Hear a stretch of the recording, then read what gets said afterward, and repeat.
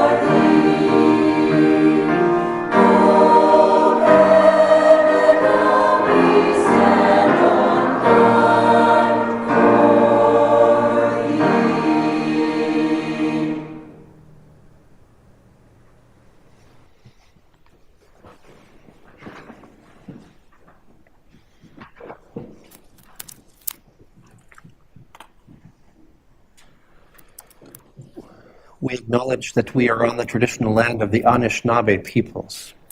We wish to recognize the long history of Indigenous peoples in Canada and show our respect to them today. We recognize their stewardship of the land. May we all live with respect on this land and live in peace and friendship.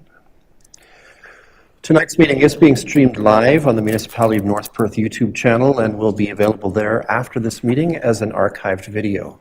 To those viewing the meeting via the YouTube channel, a warm welcome to you. To those present in the gallery today, by attending a public meeting of the Council, you are consenting to your image, voice, and comments being recorded. Anyone who is invited to speak will be recorded and their voice, image, and comments will form part of the live stream. The chair and or the clerk have the discretion and authority at any time to direct the termination or interruption of live streaming. Such direction will only be given in exceptional circumstances when deemed relevant. Circumstances may include instances where the content of debate is considered misleading, defamatory, or potentially inappropriate to be published. Attendees are advised that they may be subject to legal action if their actions result in inappropriate and or unacceptable behavior and or comments. Thank you. At this time, I invite your decorum over the course of the coming meeting. I have regrets tonight from Councillor Leanne Andreessen and Councillor Matt Richardson. Let us move to item 2.1 of our agenda pertaining to pecuniary interest. For the benefit of those unfamiliar with our council practices, provincial legislation requires councillors with a potential pecuniary or financial interest in any item at the council table to declare this interest and to remove her or himself from discussions and voting on the item. In accordance with recommended protocol at this time, I invite all councillors with a perceived pecuniary interest, including those who have already declared in writing, to verbally advise the chair in public session and to submit documentation to this effect in writing in the conventional manner to the clerk. Councillors are further reminded that should a potential conflict arise during the meeting, they may so declare and act at any point in the meeting. Colleagues, we haven't received anything ahead of this meeting. Anyone wishing to make a declaration at this time? I'm not seeing any indication of that, which means we can move forward. All participants are invited to speak when called upon, yours truly serving as the chair. Those participating remotely who wish to speak may draw the attention of the clerk through our conferencing technologies chat function. Remote participants are asked to generally maintain a mute state in the web conference until I recognize your right to the floor. If, when I do so, recognize I don't hear you because you are muted or having some technical difficulty, I will advise. Let us now focus on the people's business. I invite those in the chamber to silence and put away their phones. Regarding item 2.2 of our agenda, I have a motion before me for the adoption of the agenda for tonight's meeting, which reads as follows: that the agenda for tonight's meeting be approved. Can I call for a mover? It's Councillor Blazek, thank you, and Councillor Newdam is our seconder. Any discussion or debate? Seeing none, let's have that vote.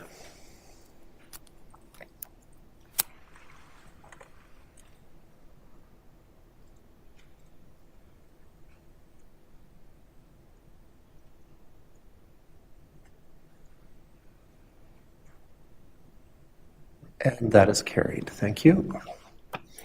Let's move on then to item 3 on our agenda, the so-called consent agenda. These items are placed on our agenda because they are believed to be non-contentious, yet they warrant Council's recognition and/or action. Grouping them expedites our business. However, any councillor wishing to extract an item for the consent agenda for discussion, debate, and individual action may do so. There are 16, it's a big one, items on our consent agenda tonight, including the minutes of our last regular meeting. Councillors, do any of you have a desire to extract any of these items for further discussion or action? Councillor Rothwell, let me just grab the microphone screen here. Please.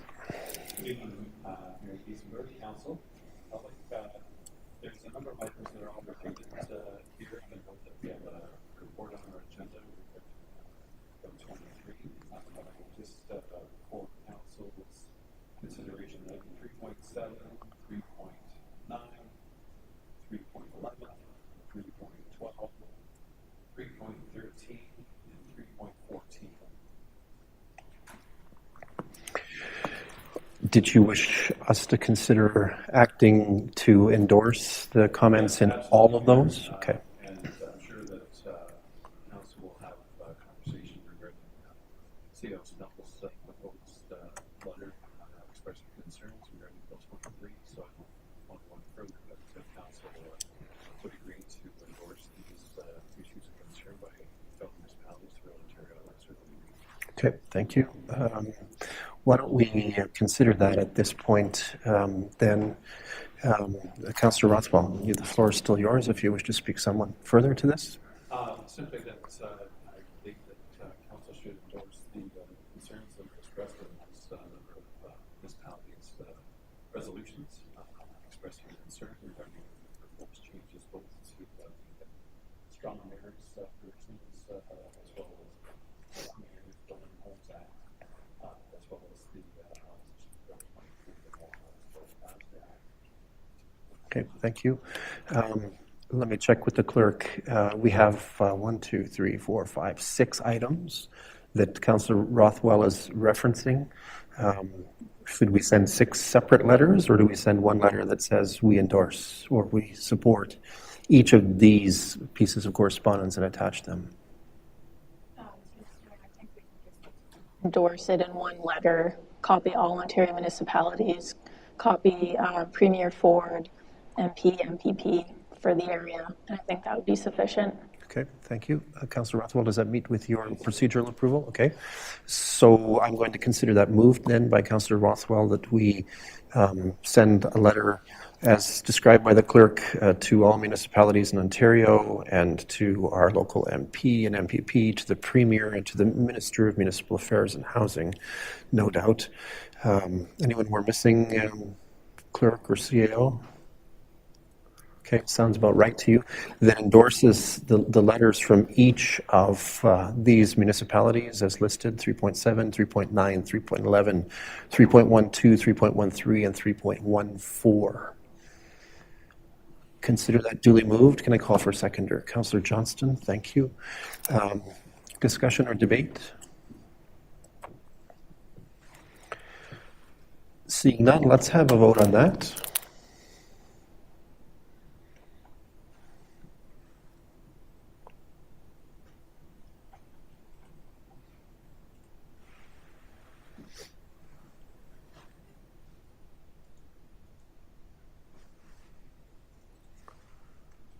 And that is carried. Thank you. With any other sections of the consent agenda that council would like to extract or look at in more detail before we consider an omnibus resolution to this effect? Okay, so the resolution then that stands before us as follows: that consent items 3.1 to 3.16 be received for information in the minutes of the November 14th, 2022 regular council meeting and the November 21st, 2022 inaugural council meeting be adopted. Can I call for a mover on this one? Deputy Mayor Callum, thank you. Councillor Anstead, thank you. Discussion or debate on this? Further comments? Seeing none, let's have that vote.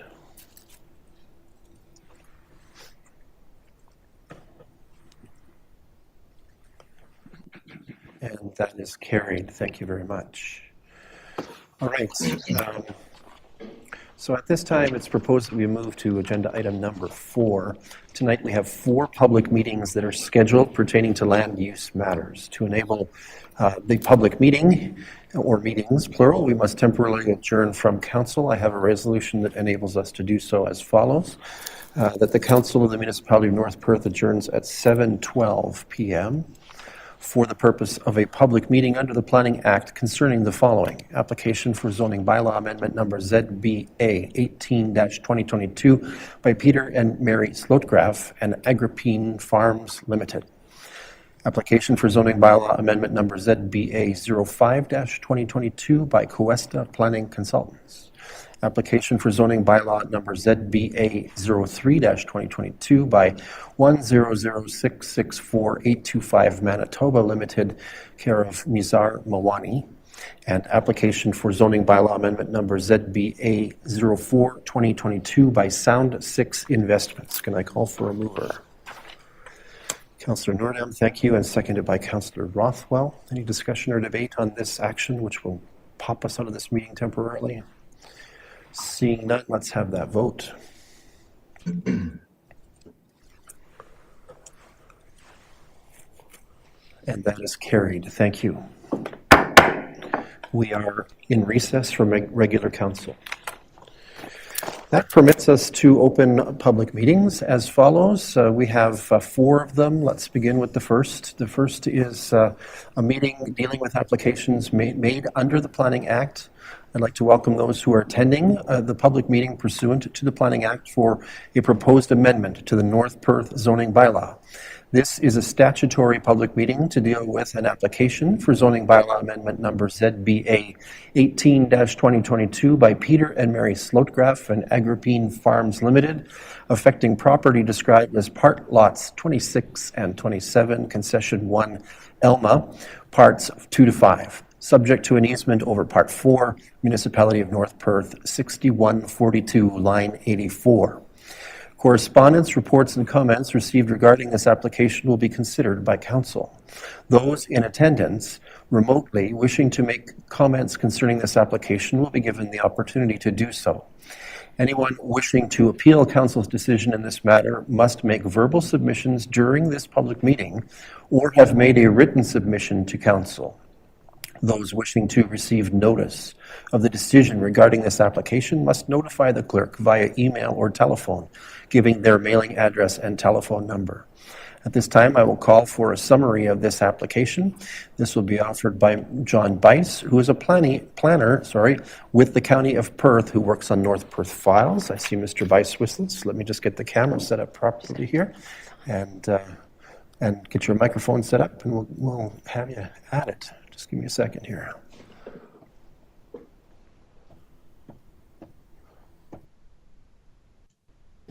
Thank you, Mayor Kiesenberg and Council and members of the public. So this zoning bylaw amendment is by Peter and Mary Slotograf with their business as Agrippine Farms Limited.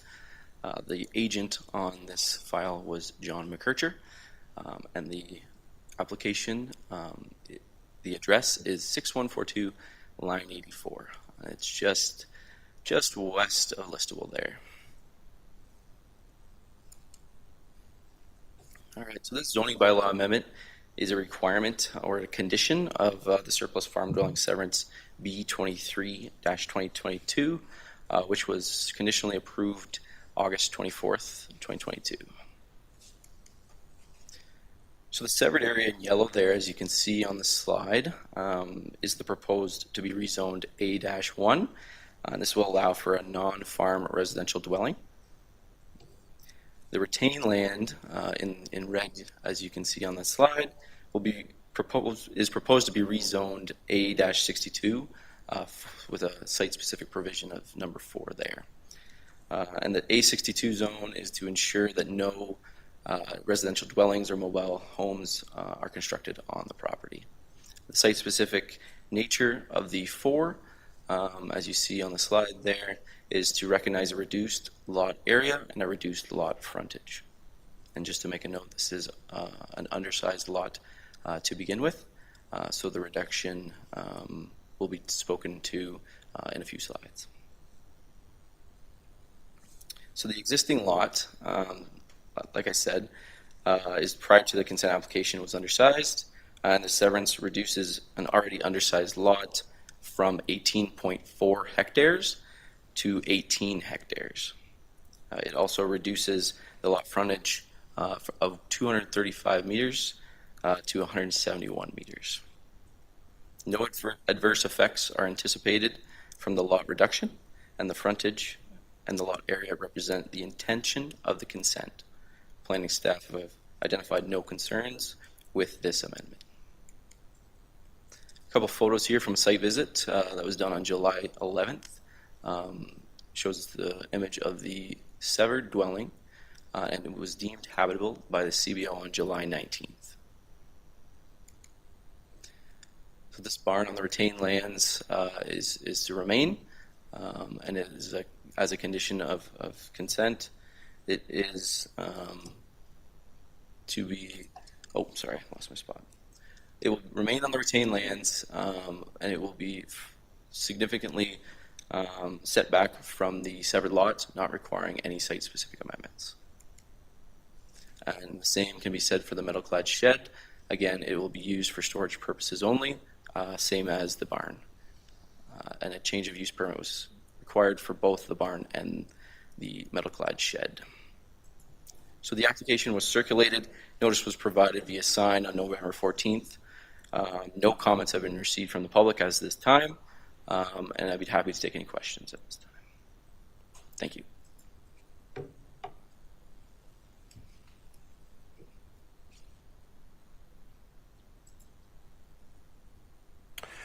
All right, thank you, Mr. Bice. Let's check in with the clerk just to make sure that we have information about the notice of public meeting and any correspondence that has been received locally, if at all, in North Perth. Notices inviting persons to the public meeting were mailed on November 11th, 2022 by first-class mail to landowners within 120 meters of the subject property and emailed to all applicable agencies. The notice was posted on the website and on the subject property on November 11th, advising of the public meeting, and I have not received any correspondence to date for this application.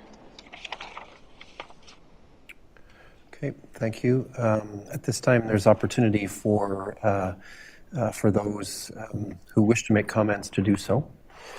And first, we'll call for those who are in favor other than the applicant. Clerk Klein, do we have any who've stated an expression of interest in making such comments?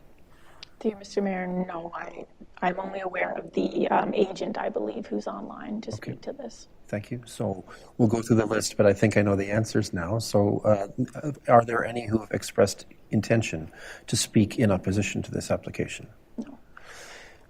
The applicant or agent is available. Does the applicant or agent wish to take the advantage of speaking to this council about this application? Yes, I believe John McKercher's here on the line, so he's just raised his hand, so he should be able to speak. Yes, I have nothing to add. Mr. Bice has provided a very good and detailed report, unless there's any questions from council or the mayor. Okay, thank you, Mr. McKercher. Council, the opportunity is now yours to ask questions of the planner or of the applicant's agent in this case. Anyone have questions about this proposal at this time? Councillor Rothwell? Thanks very much, Mayor Todd. And just through you to Planner Vice, just confirm the configuration of the lots. There's no question in my mind regarding the proposed zoning, but when we look at the report photo as well as the Schedule A, I believe that the property sort of is south of that water course. So where we see the two red, if we can show it on the screen on the report photo, those site-specific provisions in the 8-62.4 are the majority of the agricultural property, plus those two little small spots, and then the balance of that is in both the NRE2 and the 8-2. Is that correct? So when we see the white line on the report photo, is that the northern extent of the property under consideration? Is that correct? Through you, Mayor Kaysenberg, maybe we could just pull up that report photo, but I believe what you're referring to is the northern section of the property, those two red circles. And yes, so essentially what the report photo shows, and we'll just get that up. But what the report photo shows, those two circles, they were zoned agricultural, and they are not zoned NRE2 or A-2. So because they're zoned agriculture and they're subject to they're on the subject lands, they will be rezoned A62-4 with the remainder of the red section as you see there. Thank you. I appreciate that. It just clarifies it, because when you just look at the report photo, it doesn't seem to jive with what the reality is. So it's just a matter of clarification. That's all. I appreciate it.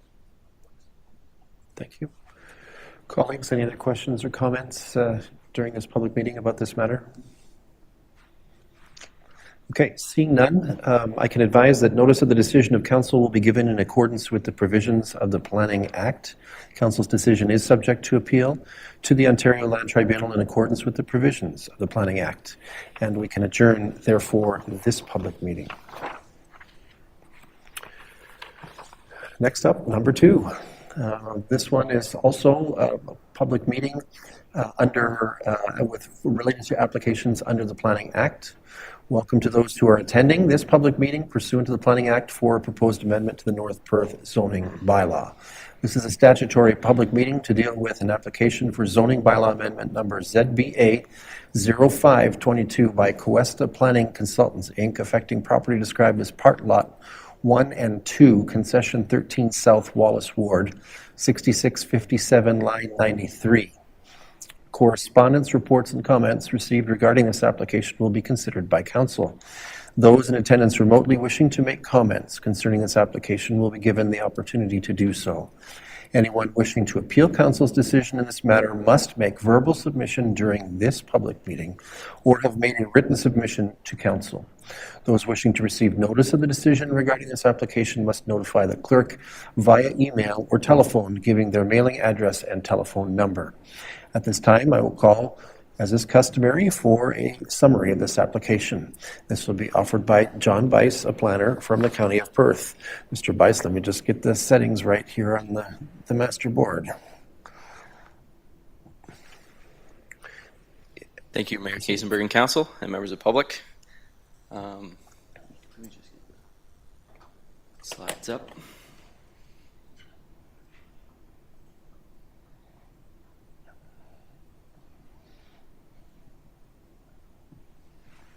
Let's try that. Perfect. Thanks, Lindsay.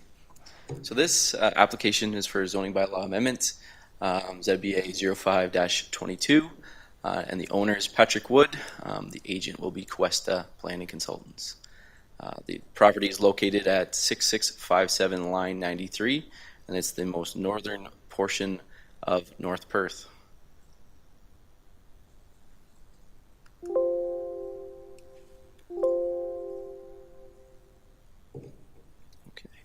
So the zoning bylaw amendment application is required as one of the conditions of consent, file B11-22, which was conditionally approved on October 3rd, 2022.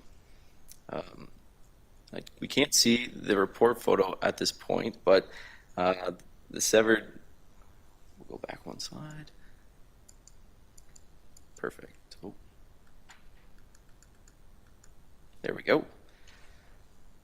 So the severed area in yellow, as you see on the northern tip of the property there, is proposed to be rezoned from an agricultural designation to agricultural, commercial, industrial, with a holding provision. So it's ACM-H8. And this will be to permit a business for the processing of farm products and farm-related storage warehousing establishment.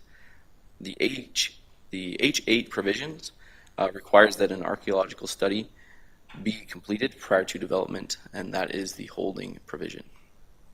The retained lot is to be rezoned A-62 from agriculture, and this restricts the construction of a residence on the parcel.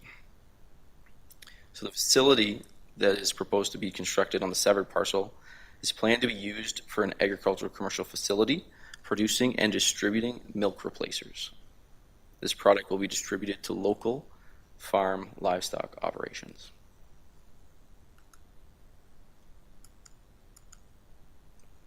So Section 5.5.10 of the Perth County Official Plan outlines the requirements for farm-related commercial and industrial activities, and the proposed use of the severed lot is considered appropriate given its location. An agricultural-related use is permitted in prime agricultural lands as per the provincial policy statement. All barns were reviewed from a 750-meter span for this development, and those barns conform with MDS 1. The production and distribution of milk replacers will occur within an enclosed facility, which will be indoors, that will not require water or sewer services. So this image was taken looking to the southeast, and it is of the proposed location for the milk replacer facility, and that will be on the severed lands.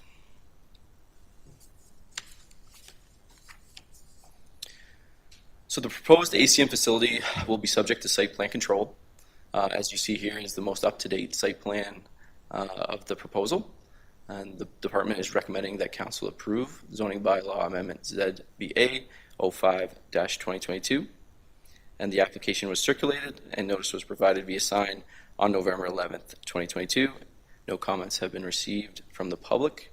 And just to finish it off, there's a few photos of the facilities, or that would be a warehouse on the retained lands, and that will be rezoned A-62, and there's a shed on the retained land as well. I'll be happy to take any questions. Thank you.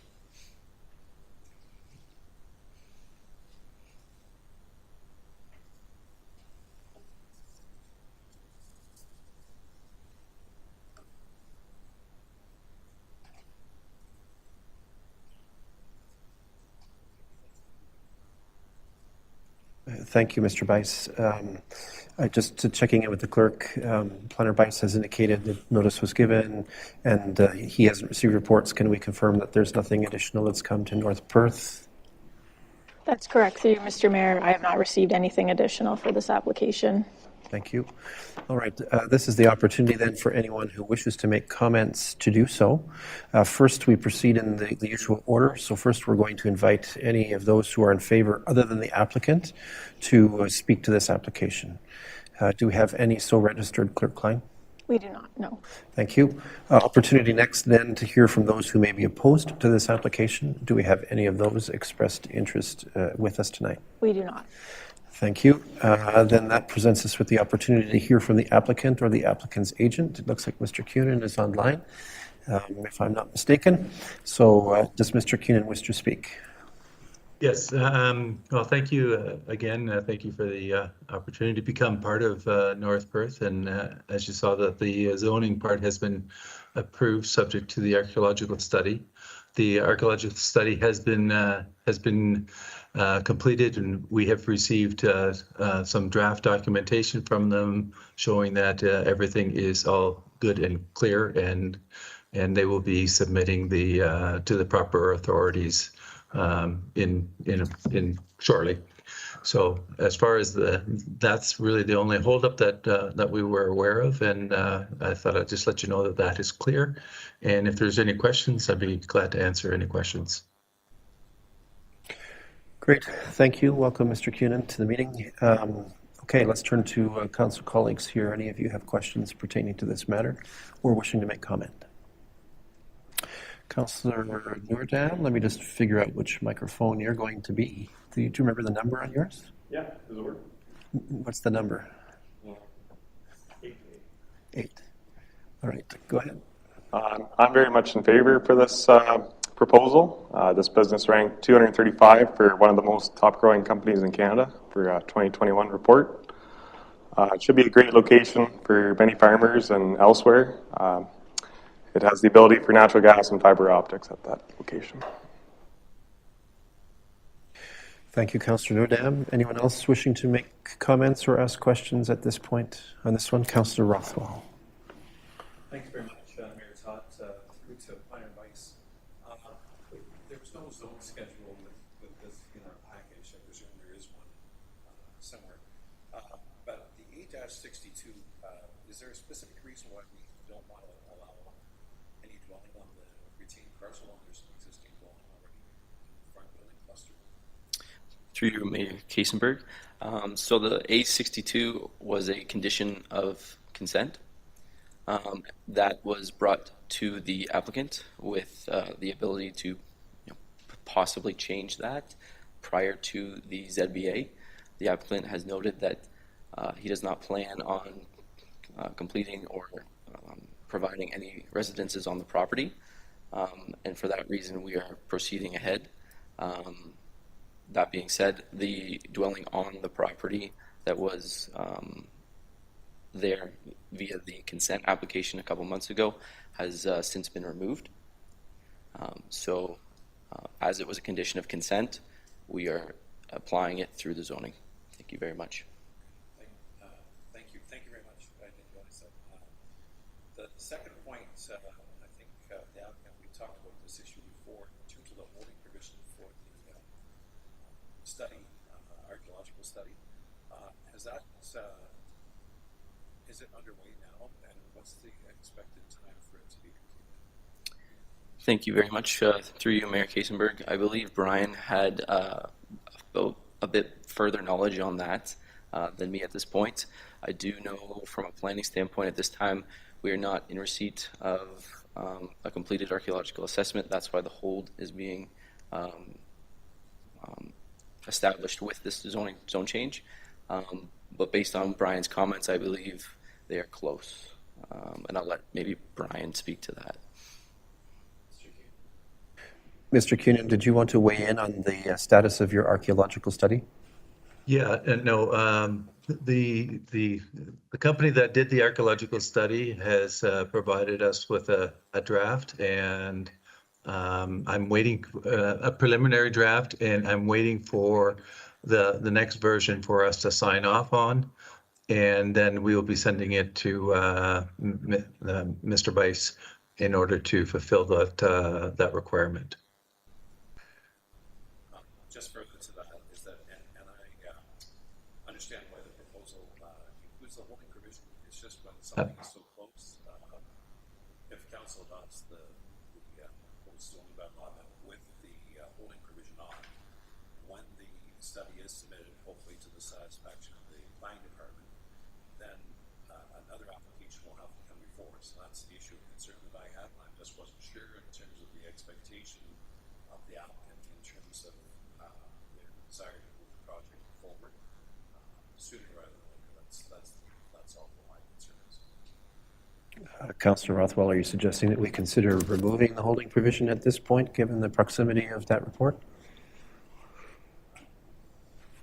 Through you, Mayor Todd, I don't, if it was imminent, truly imminent, and it was DQB satisfactory, I could argue that it's appropriate to not include that. But we don't necessarily know what that time frame is, and I understand why the department's got that forward. I just wanted to have the update because I didn't see anything or hear anything previously in terms of what the estimated time of arrival of the report was going to be. So if it was imminent, I would suggest that maybe in good faith we could that with the understanding of the line with her, but on the basis that it's not here yet. Okay, thank you. Colleagues, any other questions or comments? All right, let's wrap this one up then. Notice of the decision of council will be given in accordance with the provisions of the Planning Act. Council's decision is subject to appeal to the Ontario Land Tribunal in accordance with the provisions of the Planning Act, and thus we can adjourn this public meeting. Planning meeting number 3. Again, public meeting under the Planning Act. Welcome to those who are attending this meeting pursuant to the Planning Act for a proposed amendment to the North Perth zoning bylaw. This is a statutory public meeting to deal with an application for zoning bylaw amendment number ZBA-03-2022 by 100-664-825 Manitoba Limited, care of Nisar Mawani, affecting property described as part of Lot 30, Concession 1, Elma Ward, Municipality of North Perth. Correspondence, reports, and comments received regarding this application will be considered by council. Those in attendance remotely wishing to make comments concerning this application will be given the opportunity to do so. Anyone wishing to appeal council's decision in this matter must make verbal submissions during this public meeting or have made a written submission to council. Those wishing to receive notice of the decision regarding this application must notify the clerk via email or telephone, giving their mailing address and telephone number. This time I'm going to call for a summary of this application. As is customary, this will be offered by Susanna Reed, a senior planner for the County of Perth. Welcome, Ms. Reed. Thank you very much. Good evening, Council. This is an application for a zoning bylaw amendment for a property referred to as Listwell Gardens. The Council who are not new will remember that we just reviewed the official plan amendment for this file, and it was approved by County Council in October. So this is the subsequent zoning bylaw amendment to consider a public meeting for this file to consider the zoning to implement OPA 206 and permit the development of the site for a mixed use development, commercial and residential. The red star on the screen now shows you the location of the property. It's on the west side of Mitchell Road between Kincaid Street and Twomley Street West, and the property is currently vacant. It's immediately adjacent to the south of the Pioneer Gas Bar and across the road from the LCBO and the Zares commercial area. The applicant is, as the mayor has mentioned, is Nisar Mawani, and MHBC Planning is representing this file, includes Scott Borden and Pierre Chauvin, and I believe that both Scott and Pierre are attending virtually.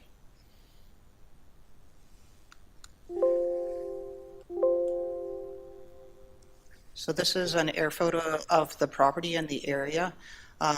As I mentioned, there was an official plan amendment to change the designation on the property, and that OPA is in your package, the detail of the policy.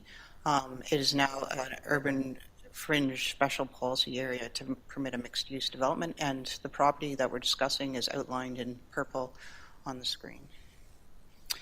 So the remainder of the slides I have will review the comments in the planning report.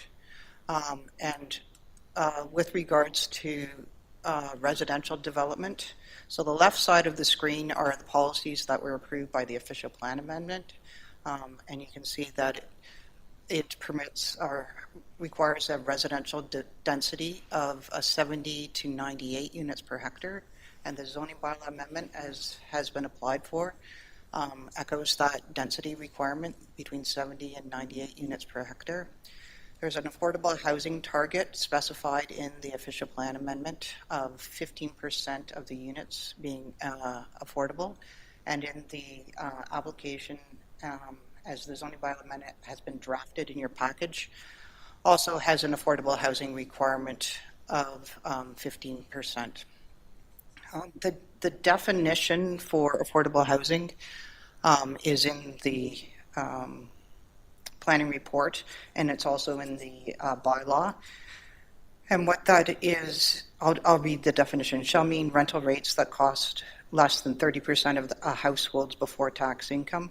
The affordable rental rate shall be based on the median income at the time of occupancy for households in the municipality of North Perth. And for council's information, the median income in 2020 for North Perth is, according to Stats Canada, is $84,000. So that would make the rental rate $2,100 per month. The next requirement then is, as specified in OPA 206, is that the residential development will not be completed or permitted unless a site plan has been approved by North Perth, which provides a mix and range of residential and commercial uses.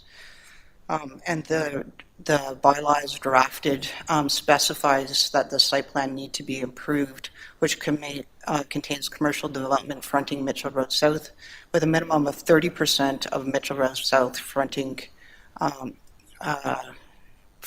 being developed for commercial purposes.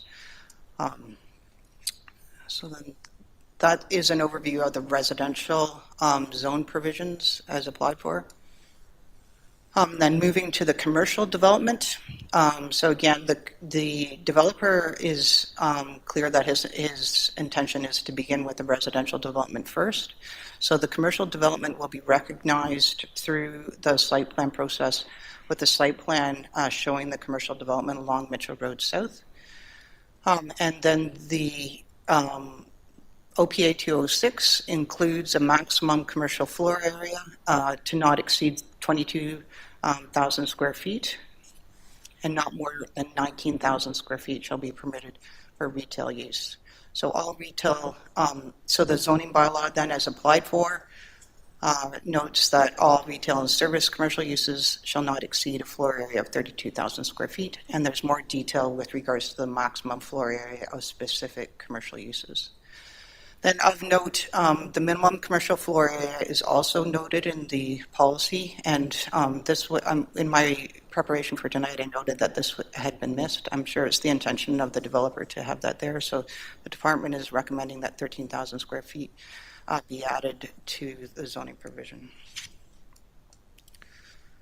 Then moving to the parking and traffic consideration, the municipality's engineer, Salvini Consulting, has been involved in assisting North Perth operations with reviewing this development generally, and was involved in commenting on the official plan amendment. With the zoning, the parking requirements in the North Perth zoning bylaw are 1.5 parking spaces for every apartment building. The applicant has applied to change this to 1.25 parking spaces for every unit. Sorry, that's for every unit. Sorry, it should be every apartment unit. 1.25 parking spaces for every apartment unit. And then one parking space for every 20 square meters of office space is what's required in the North Perth zoning bylaw, and the application requests one parking space for every 30 square meters of office space. And then finally, the North Perth zoning bylaw requires one parking space for every 30 square meters of commercial space, and that requirement is echoed in the zoning provision as applied for, so one parking space for every 30 square meters. I think the recommendation at this time is that the public meeting be held to allow council the opportunity to discuss this file. And there has been one letter received from the public. I believe that the clerk will make reference to that. Thanks very much. All right. Thank you, Planner Reid. Let me just change the inputs here. All right. At this time, then, it's appropriate for me to direct to the clerk and to Planner Reid for information about the notice of public meeting, and also about any correspondence, comments, and reports that have been received. Let me start with you, Planner Reid, if I might, in terms of notice of public meeting and any correspondence or reports. Can you comment on what's been received? The notice of public meeting was circulated as required by the Planning Act, and the clerk has received one letter. Would you like me to refer to it? If that's appropriate, did it come to us? Like, should it go through our clerk to read this or address this? Mr. Mayor, was circulated to members of council in advance of meeting. I can read it out for the record if that's council's wish. Okay, councillors, let me just check in with you. We did receive correspondence today.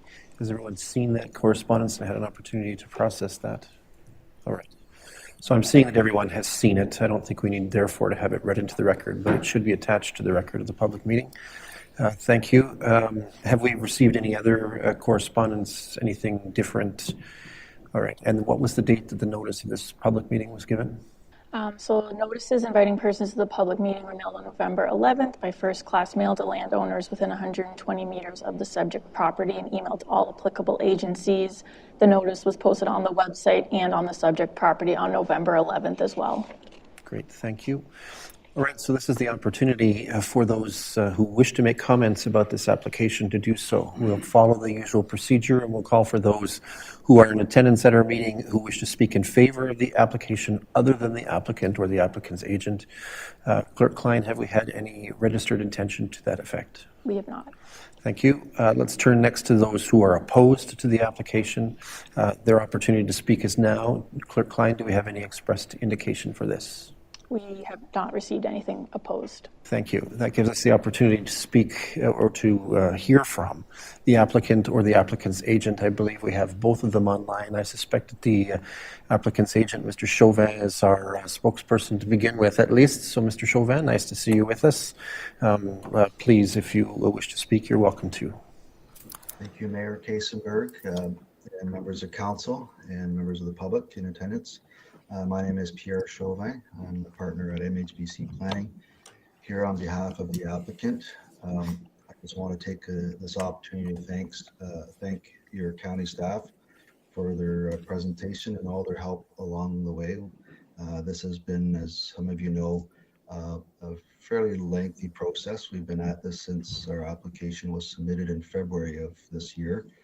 And as Susanna indicated, the OPA was recently adopted by County Council on October 20th of this year. And so now we're bringing forward the zoning bylaw, and the zoning bylaw reflects the official plan amendment that was adopted. Here in support of the application, obviously, and the bylaw that you have before you, I'd like to just clarify a few things though with respect to the parking, and if I can, I'm not sure if I can share my screen. Can I share my screen, Lindsay, or no? I'm told that you should be able to. I don't know if you see a button that provides you with that option, Mr. Chauvin, or not. Just a second.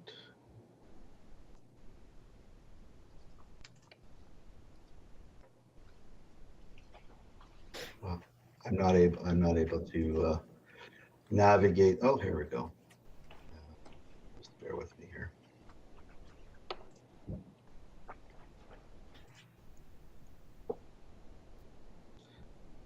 Unfortunately, I don't seem to be able to navigate this.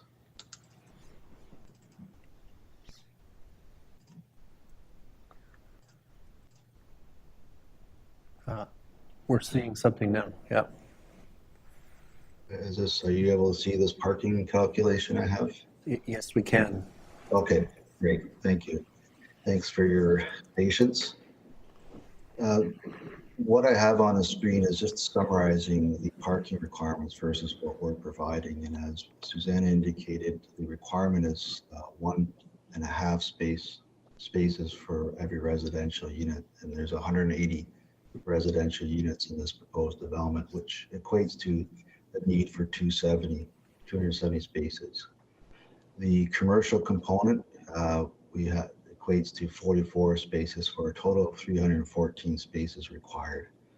I should note the one space per 30 square meters is consistent with your bylaw with respect to personal service uses, retail uses, studios, rental shops. All these types of uses have this parking ratio of 1 space per 30 square meters. So we anticipate some of these types of uses being on this site as well. We're just simply asking for this ratio to be applied to office as well.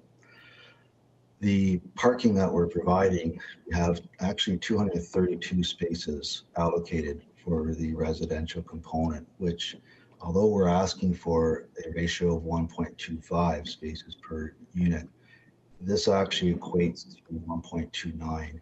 We're building in a bit of flexibility, or in case there are changes through the site plan process, that the number of spaces may decrease. But at this point in time, we have 232 spaces, which is about 1.29 spaces per unit. So every unit will have one parking space at least. That 0.29 is essentially 29% of it will be for visitor, in theory. The other spaces allocated there are 63 spaces allocated for commercial, so for a total of 295 spaces. And you'll see that this equates to a total ratio of 1.64 spaces per unit. That's over the requirement for 1.5 spaces for residential. And the reason I point that out is because on a mixed-use site like this that we're proposing, it's the advantage of a mixed-use site is you're able to capitalize on off-peak parking demands. So, for example, when the commercial uses are closed, those spaces are available for visitor and whatnot. So effectively, you have, because of this mixed-use nature, you have the ability to utilize the parking that's essentially empty for visitor overnight.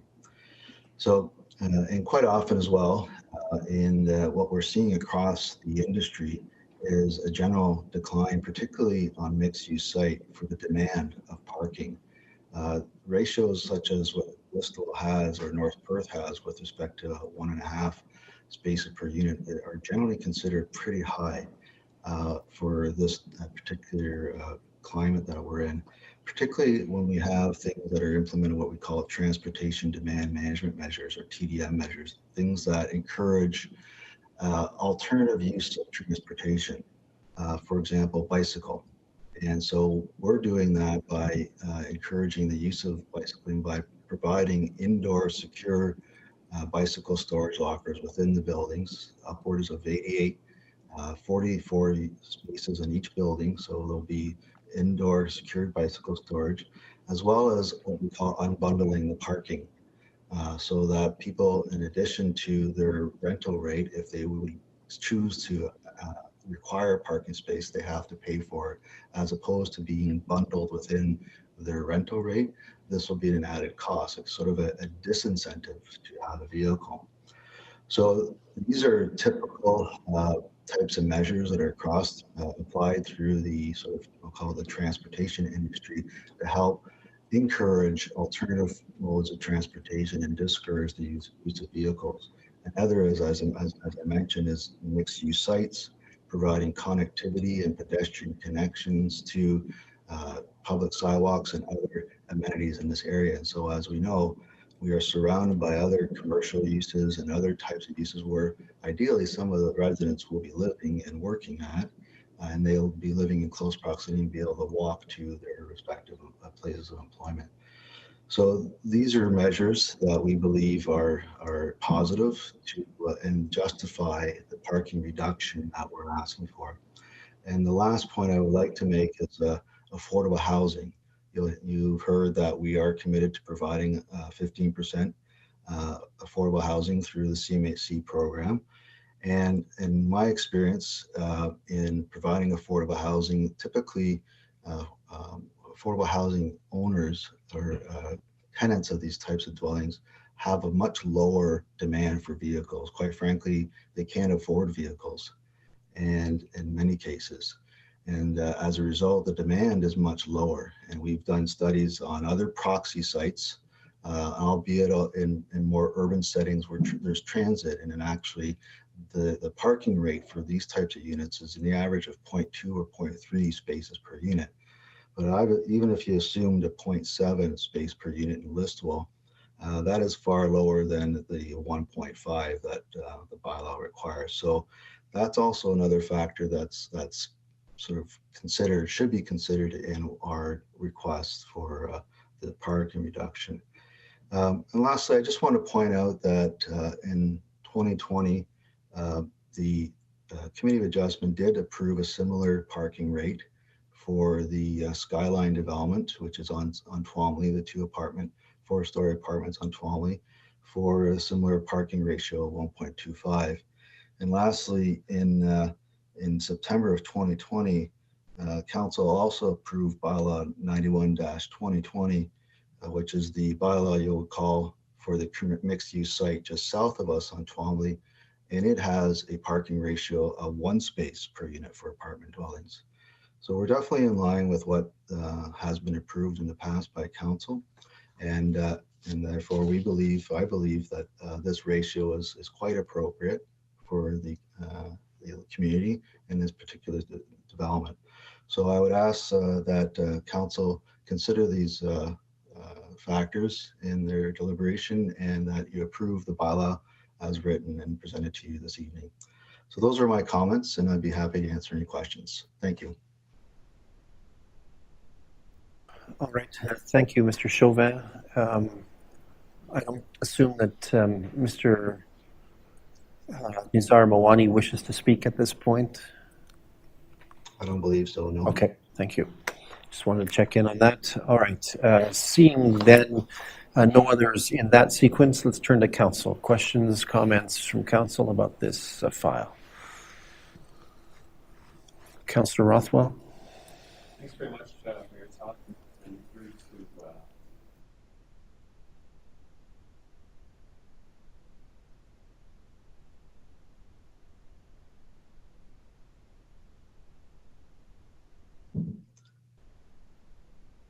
Mayor, we can't hear what Councillor Rothwell is saying.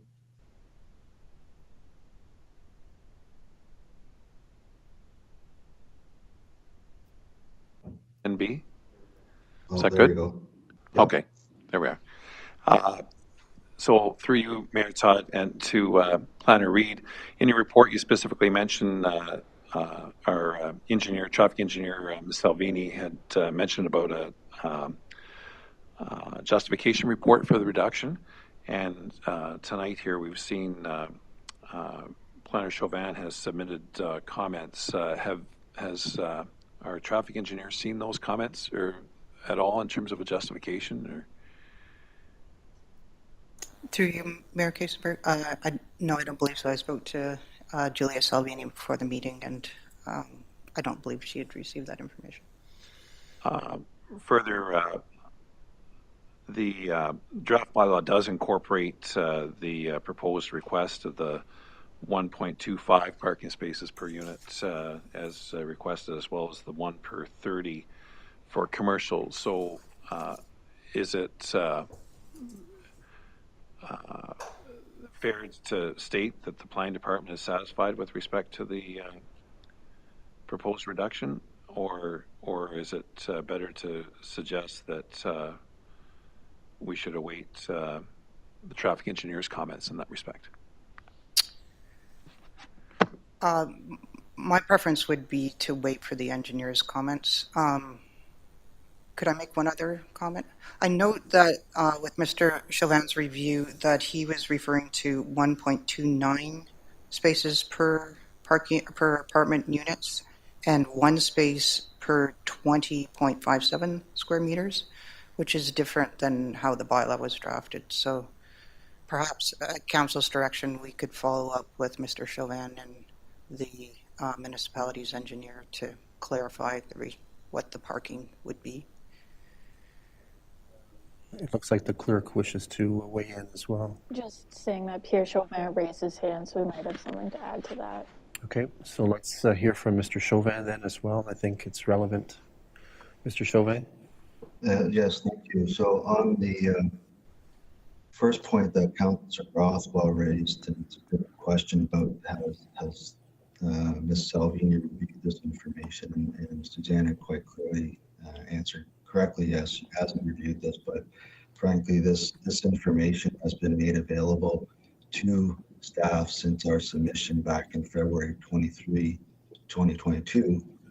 And with respect, this requirement for a parking justification has never come up in any of our discussions until late last week. So it's very much our request. And that's fine. It is what it is. However, I just wanted to point that out, that We have had this information. This information has been available to county staff for several months, and none of this was ever raised before.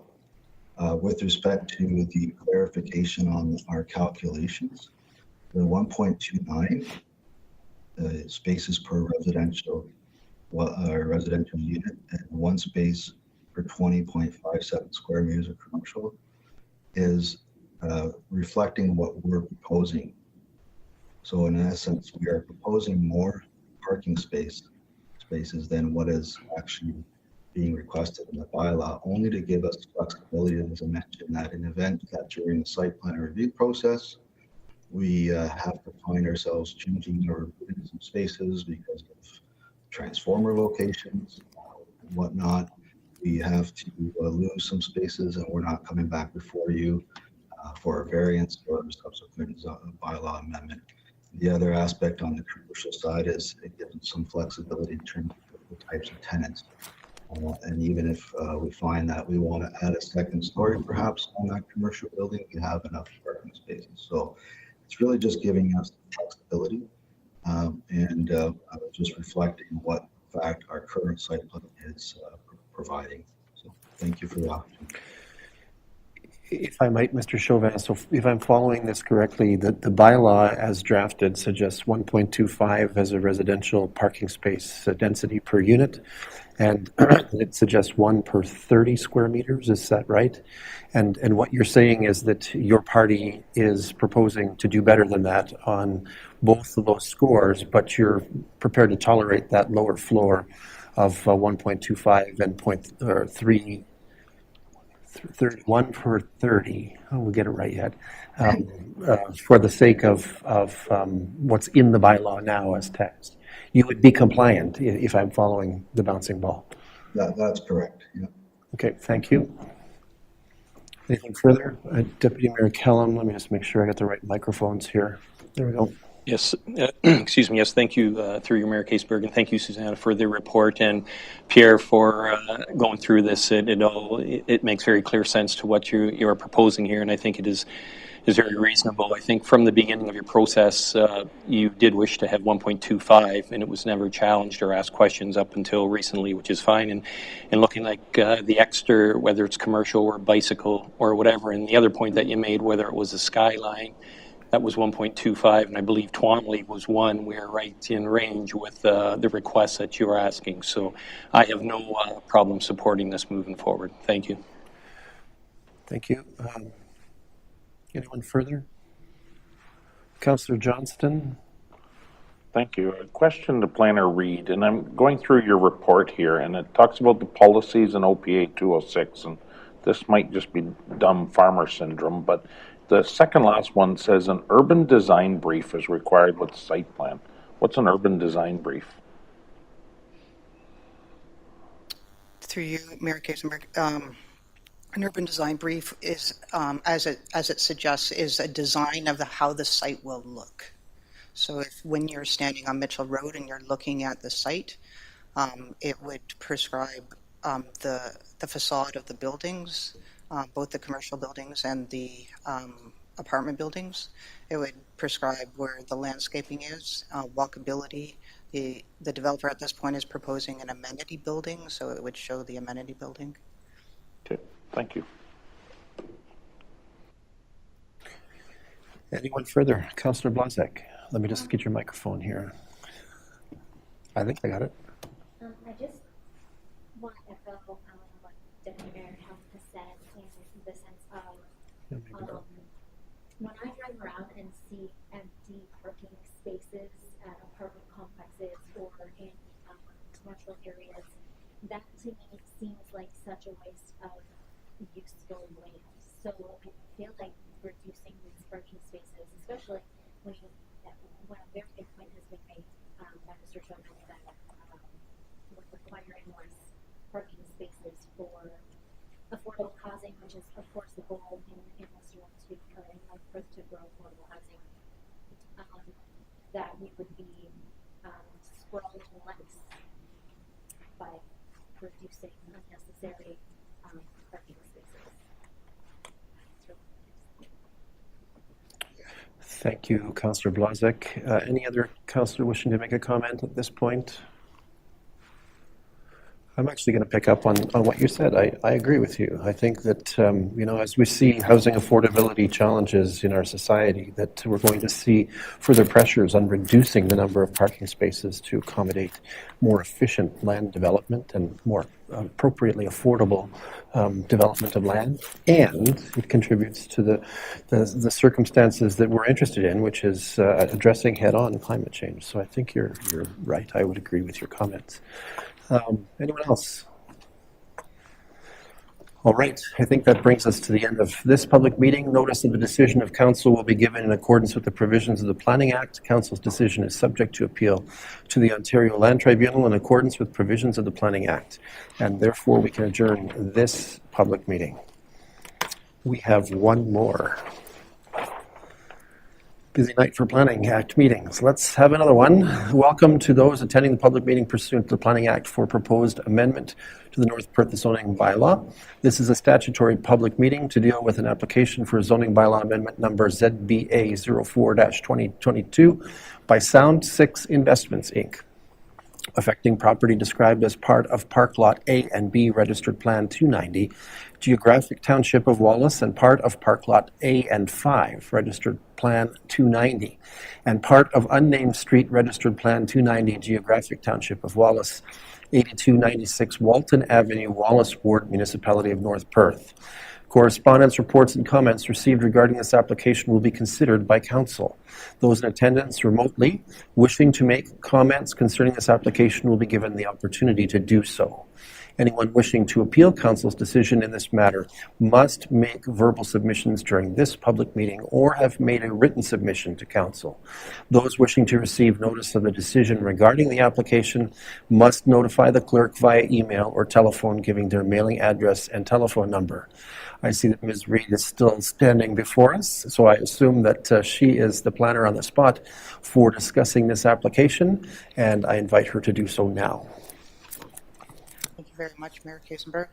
This is the rezoning for two plans of subdivisions that were recently considered by Council, NP 2201 and NP 2202.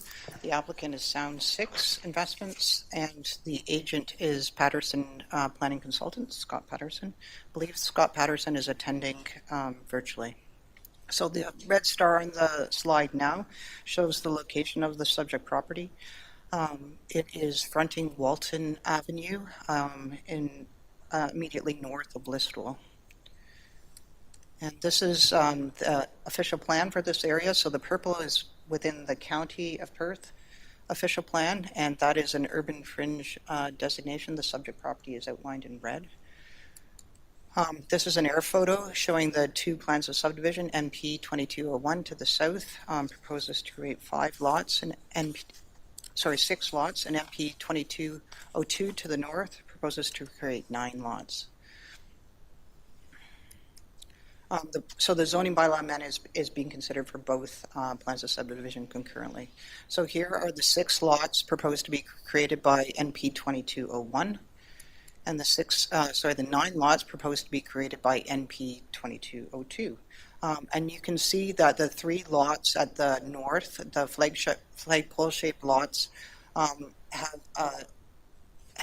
a reduced lot frontage and a shared driveway. So that reduced lot frontage is 3.5 meters on Walton Avenue and requires a special provision to recognize the reduced lot frontage. Here is the zoning. On the left is the zoning in the North Perth zoning bylaw. So the light tan color is a RR, a rural residential zone, and the area to the south, the darker brown, is a FD, future development. And then the map on the right, the area outlined in red, those are the 3 flagpole-shaped lots, lots 7, 8, 9, and NP 2202, and those 3 are proposed to be zoned R1-8, which is a special zone to recognize a reduced lot frontage. The other lots that are outlined in yellow are all proposed to be zoned R1, and they conform with the zoning bylaw requirements. This is standing on Walton Ave looking south, and the subject land is on the left-hand side, or the east. So the recommendation is in the staff report, that council receive the report, hold the public meeting, and that the application be approved.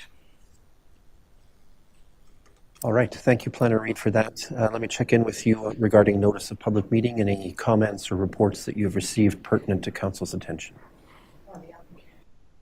Circulated as required by the Planning Act, and no comments have been received from the public. Comments received from the Maitland Valley Conservation Authority who had no concerns. Thank you for that. Let me turn to Clerk Klein just to check in on the timing of that notification and also whether you've received additional comments or reports. Through Mr. Mayor, just to elaborate on the notice, it was mailed out on November 11th, 2022 by first-class mail to landowners within 120 meters of the subject property and emailed to all applicable agencies. The notice was posted on our website and on the subject property on November 11th as well, and I have not received any correspondence regarding this application. Thank you very much. All right, let's proceed with the process here. There's certainly the opportunity for various parties to engage by providing comments on this application. First, we call for those in favor, other than the applicant, to offer commentary. Clerk Klein, are we aware of any intentions to that end? I'm not aware. Thank you. Let's second then call for those who are opposed to this application. They have the opportunity to comment as well. Clerk Klein, are we aware of any who've so registered? I am not, no. Thank you. Let's turn next then to the applicant or the applicant's agent. I see the wonderful face of Mr. Patterson in front of us. And Mr. Patterson, the floor is yours, should you wish to make some comments. Good evening, Mayor Kasenberg, and good evening to new and returning council members. Nothing further to add this evening. Here in full support of the staff report and recommendation, as this zoning bylaw amendment will implement the 2 draft plan of subdivisions which were supported by North Perth Council and ultimately approved by Perth County Council back in October. Happy to answer any questions. Thank you very much, Mr. Patterson. So let's turn to the questions or comments from council at this point. Colleagues, what say you? Do we have anything on this one? Okay, I'm not seeing any expression of interest there, so let's move forward then. Notice of the decision of council will be given in accordance with the provisions of the Planning Act. Council's decision is subject to appeal to the Ontario Land Tribunal in accordance with the provisions of the Planning Act, and that means we can adjourn that public meeting. Council, that means we can also bring our council meeting back into session through resolution as follows. Thank you, Planner Reid. Thank you, Planner Bice, for your work this evening and before this, of course, to bring it to us. I have a resolution as follows. The public meeting under the Planning Act is now adjourned at 8:13 p.m. and that council reconvene into regular open council. Can I call for a motion on this one? Thank you, Councillor Noordam and Councillor Anstedt. Any discussion or debate on that? Seeing none, let's have that vote.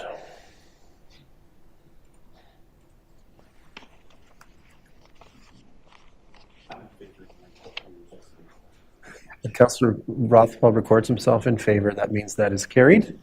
And that means that we bring our regular council meeting back into session. Councillors, we have some business that naturally follows from our public meeting for consideration tonight. Let's work through them one by one. Item 4.1, I have resolution and bylaw enablement here. Resolution as follows. The Council of the Municipality of North Perth receives the report entitled Zoning Bylaw Amendment Number ZBA 18-2022, submitted by John McKercher on behalf of Peter and Mary Slotgraf and Agrippine Farms Limited, affecting lands described as part lots 26 and 27, Concession 1 Elma, parts 2 to 5, subject to an easement over part 4, Municipality of North Perth, 6142, line 84. And that Council approves zoning bylaw amendment number ZBA-18-2022, affecting lands described as part lots 26 and 27, Concession 1 Elma, parts 2 to 5, subject to an easement over part 4, Municipality of North Perth, 6142, line 84. My new colleagues will realize that it feels like I'm reading the phone book quite often. Can I call for a mover? Councillor Blazek, thank you, and Councillor Duncan will be our seconder. Any discussion or debate on this one? Seeing none, let's have that vote.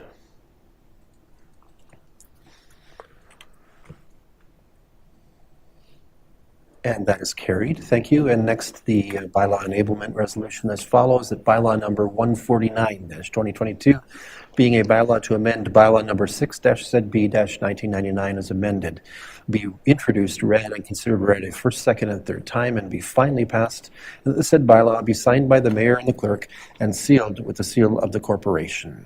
Can I call for a mover on this one? Councillor Rothwell, thank you, and Councillor Anstett will be our seconder. I'm going to change the camera so that everyone can see us all at this point. And any discussion or debate? Seeing none, let's have that vote.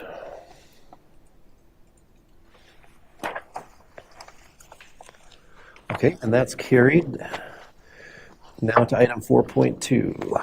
As follows, that the Council of the Municipality of North Perth receives the report entitled Zoning Bylaw Amendment Number ZBA-05-2022 regarding the application submitted by Coesta Planning Consultants, Inc., affecting lands described as Part Lot 1 and 2, Concession 13 South Wallace Ward, 6657 993, and that Council approves zoning bylaw amendment ZBA-05-2022 affecting lands described as Part Lot 1 and 2, Concession 13 South Wallace Ward, 6657 993. This is the Councillor Johnston, thank you, and Councillor Nordam was our seconder. Any discussion or debate on this? This is the one about the milk products adjustment. Seeing none, let's have that vote.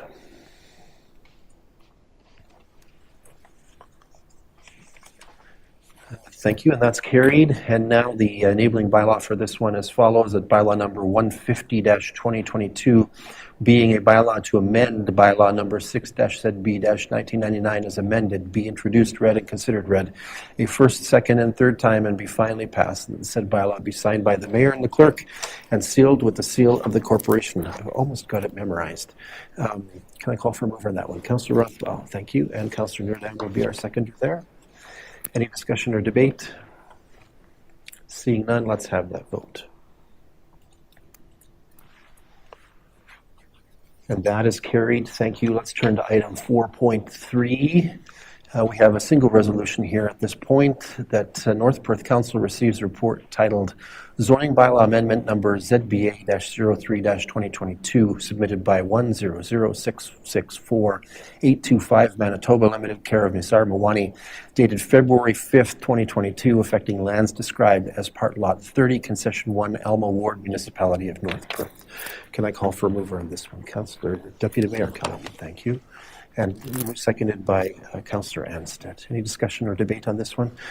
Deputy Mayor, let me just get your microphone here. There we go. Go ahead. So thank you, through you, Mayor Kiesenberg. So this is for the 1.25 that we were talking about? This is amongst other things. That? Amongst okay. other things, yeah. Okay, thank you. Okay. So presumably this will be brought back to this council. The formal bylaw and change will be brought back. I'm seeing Planner Reid stand and nod her head up and down, which to me means yes, that's the proposal. Okay. And do you have a timeline for the return of the bylaw? I think that would be appropriate given that there's been some time in this file. Sounds good. Okay. Any questions? Deputy Mayor Callum, go Just ahead. rebuttal, is there any reason we can't do this evening?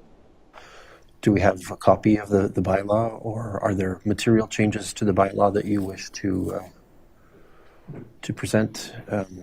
Ms. Reid, please approach. The department's recommendation is that the public meeting be held tonight and that the bylaw returns. If council's considering approving it tonight, I would have a recommendation with 2 additional changes. Okay. But at your direction.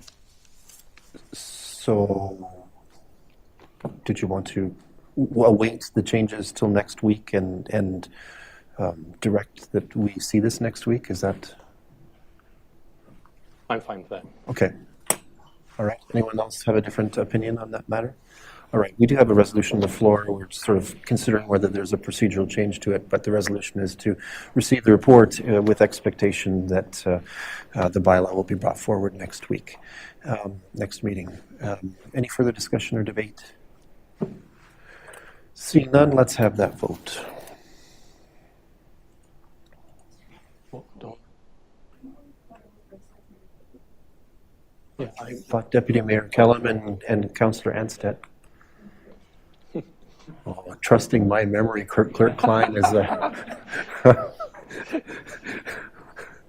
I think the auctioneer has the better memory, actually. But anyway, that is carried. Thank you. All right. Yeah, you have to remember numbers very carefully, don't you? Indeed. Thank you. And we have one more. This is item 4.4. Let's look at this one. Two pieces here as well.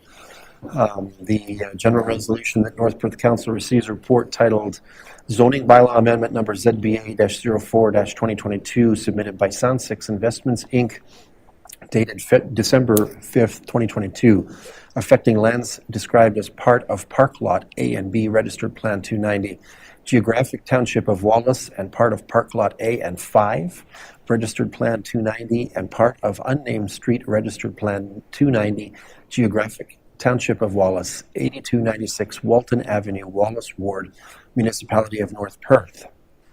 I get to read it again. And that North Perth Council approves the zoning bylaw amendment number ZBA-04-2022 submitted by Sound 6 Investments, Inc., affecting lands described as part of Park Lot A and B, Registered Plan 290, Geographic Township of Wallace, and part of Park Lot A and 5, Registered Plan 290, and part of Unnamed Street, Registered Plan 290, Geographic Township of Wallace, 8296 Walton Avenue, Wallace Ward, Municipality of North Perth. Can I call for a mover? Councillor Nordam. Councillor Johnston has a history of asking me to repeat those complicated resolutions, and so he was giving me the look. Councillor Duncan, you'll be our seconder. Thank you. He was giving me that look. Any discussion or debate besides request to read it again?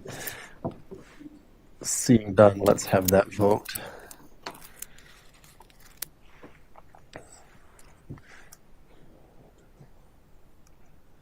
And that is carried. Thank you. And let's have the next one. This is the enablement bylaw.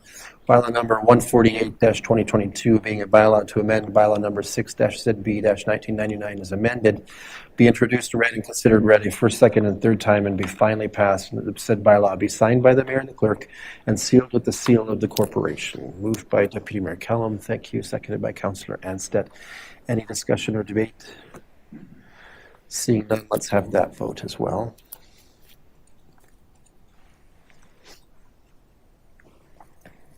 And that is carried. Thank you very much. Okay, I think that brings us to actually a pretty natural point for the opportunity for a health break. Let's take 5 minutes, Council. Come back at 8:28 p.m. by my clock, and we'll continue our meeting at that point.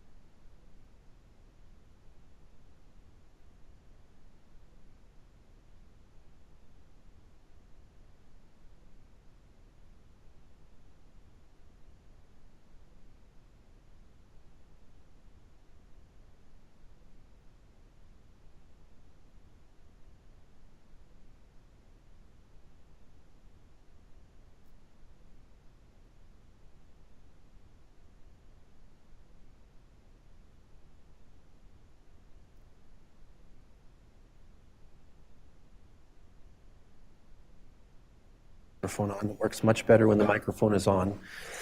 All right, thank you for the brief break, and we're back at it. That brings us to agenda item number 5, reports from departments and key staff. Tonight we have 3 items covering from the CAO's department. Some of it is training for council. For item 5.1.1, and as an orientation item for the new term of council, North Perth CAO Chris Snell will provide an overview to the CAO's department, including insight into roles, responsibilities, and current staffing profile. Mr. Snell, welcome. The floor is yours. Let me just change the camera input, please. On.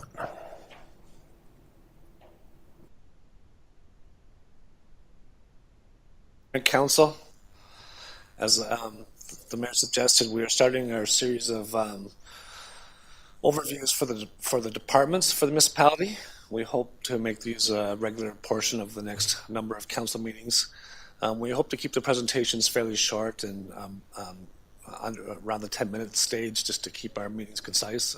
Fortunately, tonight's also already a busy evening, and we'll go through this fairly quickly, just because council has heard some of my presentation in previous orientations, because both George Cuff and the joint training with West Perth did cover the CAO council relations. I will be handing off part of my presentation to Kelly to handle the HR component of the CAO's office. So as outlined in George Cuff's Guide to Municipal Leaders, Volume 2, there's the roles and responsibilities of the CAO, and like I said, most of council have seen this and made aware of it. For the new members of council, if you'd like a copy of this edition of Mr. Cuff's book, we can arrange that for you as well. The previous term of council did receive a copy. The next 2 slides is just taken right from the North Perth policy regarding CAO duties and responsibility. This is available on the WIN, but it really talks about the general duties and the link between the CAO's office and council, CAO's office and committees and boards, representing the interests of the municipality at other levels of government, lead, motivate, and develop management and employees, administer the human resources component, which you'll hear from later on, the financial management component, the administrative, organizational management and policy development, and then in my absence, I can appoint a delegate CIO when we do have a rotating schedule for that responsibility. We will share the slides with everyone afterwards as well.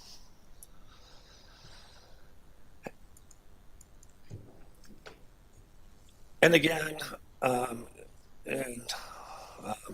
Cuff's Guide for Municipal Leaders, it does talk about the trust, responsibility, or relationship between the CIO and council. That is very important for both the Office of CEO to succeed and for council. And again, the council having confidence in the CAO to carry out the actions that council has directed staff to do so. I'll spend a little bit more time on this slide, just because this is kind of verging on some of the stuff that we haven't talked about. Unfortunately, right now, we are experiencing an unprecedented level of change in the sector. Since my career has began, municipalities have always evolved and changed with the new municipal act coming in and the various levels of government. But there certainly is a sense of change being orchestrated by the current provincial government that we haven't seen in a number of years. So that is leading to some unsettlement across the sector. So it's certainly important that the CIO's department stays on top of the changes, communicates those both to council and to staff, and to try and be sort of level-headed and calm about the process as we can be. As we all heard through our training session, we are creatures of the province. They can do what they want, but we do still need to maintain to deliver our services to our citizens.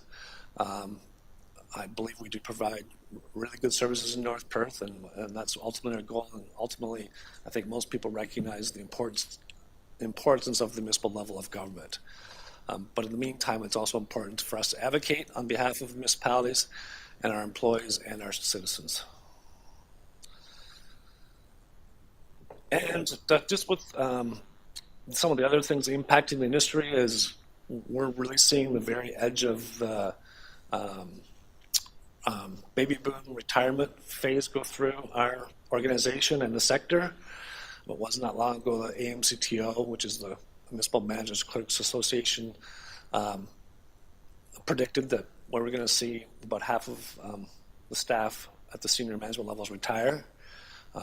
We will have seen that already, actually, and we will continue to see that. And I would predict in the next 3 to 4 years, our entire senior management team will have turned over, with the exception of maybe a couple. And so that does create some new opportunities in the organization for new leaders to step in, but it is a transition in the organization, and it's important that we mentor those new leaders. And I guess the one thing I certainly have noticed in some of the shifting too is just the reliance on the office to maintain the institutional knowledge, just because some of the more seniors have left the organization, so they are now looking to the CIO's office to provide some of the institutional knowledge. And again, advocacy and relations, just continuing to advocate on behalf of the municipalities in various roles. I attended Queen's Park last week with the mayor and every other mayor and CIO from Perth County to advance our economic development opportunities through EDCO.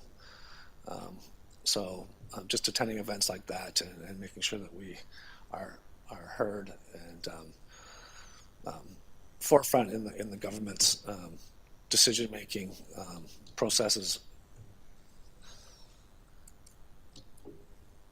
I'll just quickly run through 3 of the sort of bigger projects I think council should be aware of. Certainly, returning members of council will have lots of knowledge on these 3, but just quickly for the new members, we have the Northeast Master Plan, Official Plan and Growth, and the Carbon Footprint Initiative.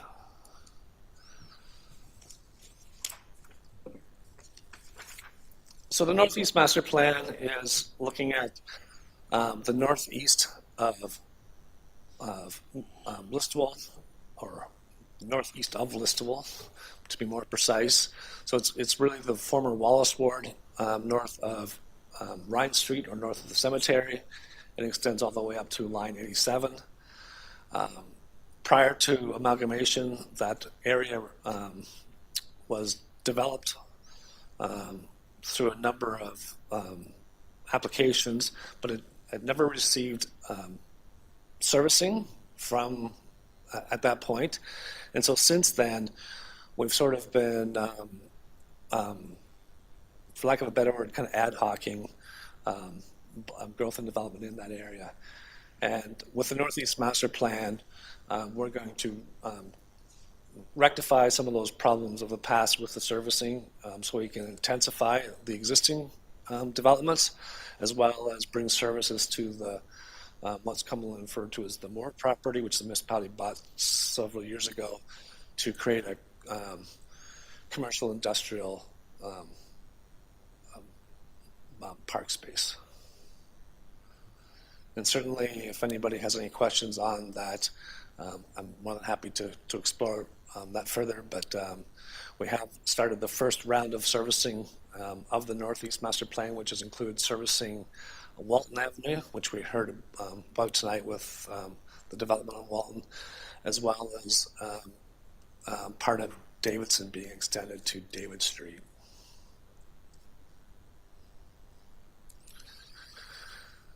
The official plan is really a County of Perth project. However, it does have such a great impact on us that we are certainly following it and, again, advocating through the process. It's critical to how we grow in North Perth, what growth looks like, where growth will happen, as well as other things like looking at brownfield development, affordable housing, certainly the things at the last term of council we discussed, vital to the success of our community. For those that attended the planning orientation session, heard Sally report that we hope to begin sort of the committee level work early in the new year, and we will be entering the community input stage hopefully late spring.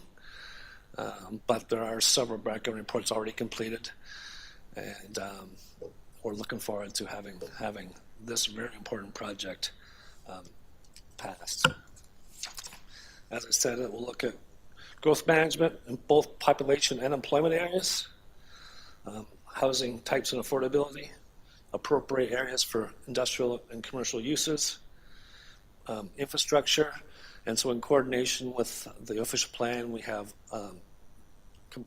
are in the process of creating a master servicing plan to go with that, which will really lay out our infrastructure for water, wastewater, and roads going into the future. And we'll look at the protection of natural environment, the protection of agricultural land, and cultural heritage conservation. And the last thing I just want to touch on quickly is the carbon footprint initiative. So North Perth, along with a number of businesses and governments in the MVCA watershed, have joined together to look at ways that we can reduce our carbon footprint. So the local companies or governments are involved is the Maitland Conservation Authority themselves, the County of Huron, Molesworth Farm Supply, Trillium Mutual Insurance, Ideal Supply, Wharton Updegrove, EFS Plastics, and Cortiva, which was formerly Pioneer, located in Wingham, as well as Richard Kiso has stayed on the committee even since the fire at his sawmill, just because he believes in what the group is doing. So we're looking at tree planting, naturalizing vacant green space. One of the things we've tried to take a look at is, do we need to cut every piece of grass that we cut? Can we naturalize some of it? Not only is that good for the environment, but it's also good for our budget. Why are we maintaining properties that don't necessarily need to be maintained? The solar panels at the Steve Kerr rec complex, as well as continued partnership with the regional EV charging network strategy. So most of this really does really go hand in hand with a greenhouse gas reduction on the overall climate change program that we hope to evolve with the County of Perth in the near future. So those are my that's my short presentation. Does anybody from council have any questions before I turn it over to Kelly? Colleagues, questions? Councillor Rothwell? Thanks very much, Thank you, Chris, for the report. Just on that last point,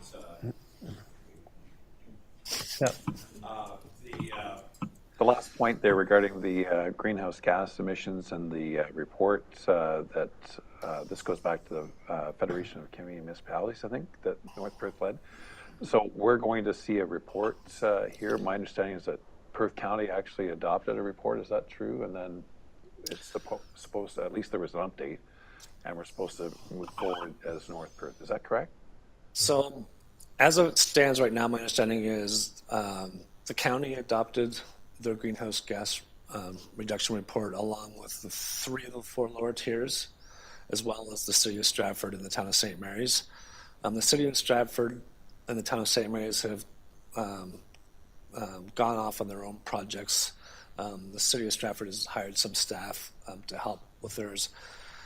County of Perth right now, the first step they're taking is the implementation of the Clean Water Project that's being revised, and they have let the RFP for that, and I understand have picked the successful consultant to help us through that project.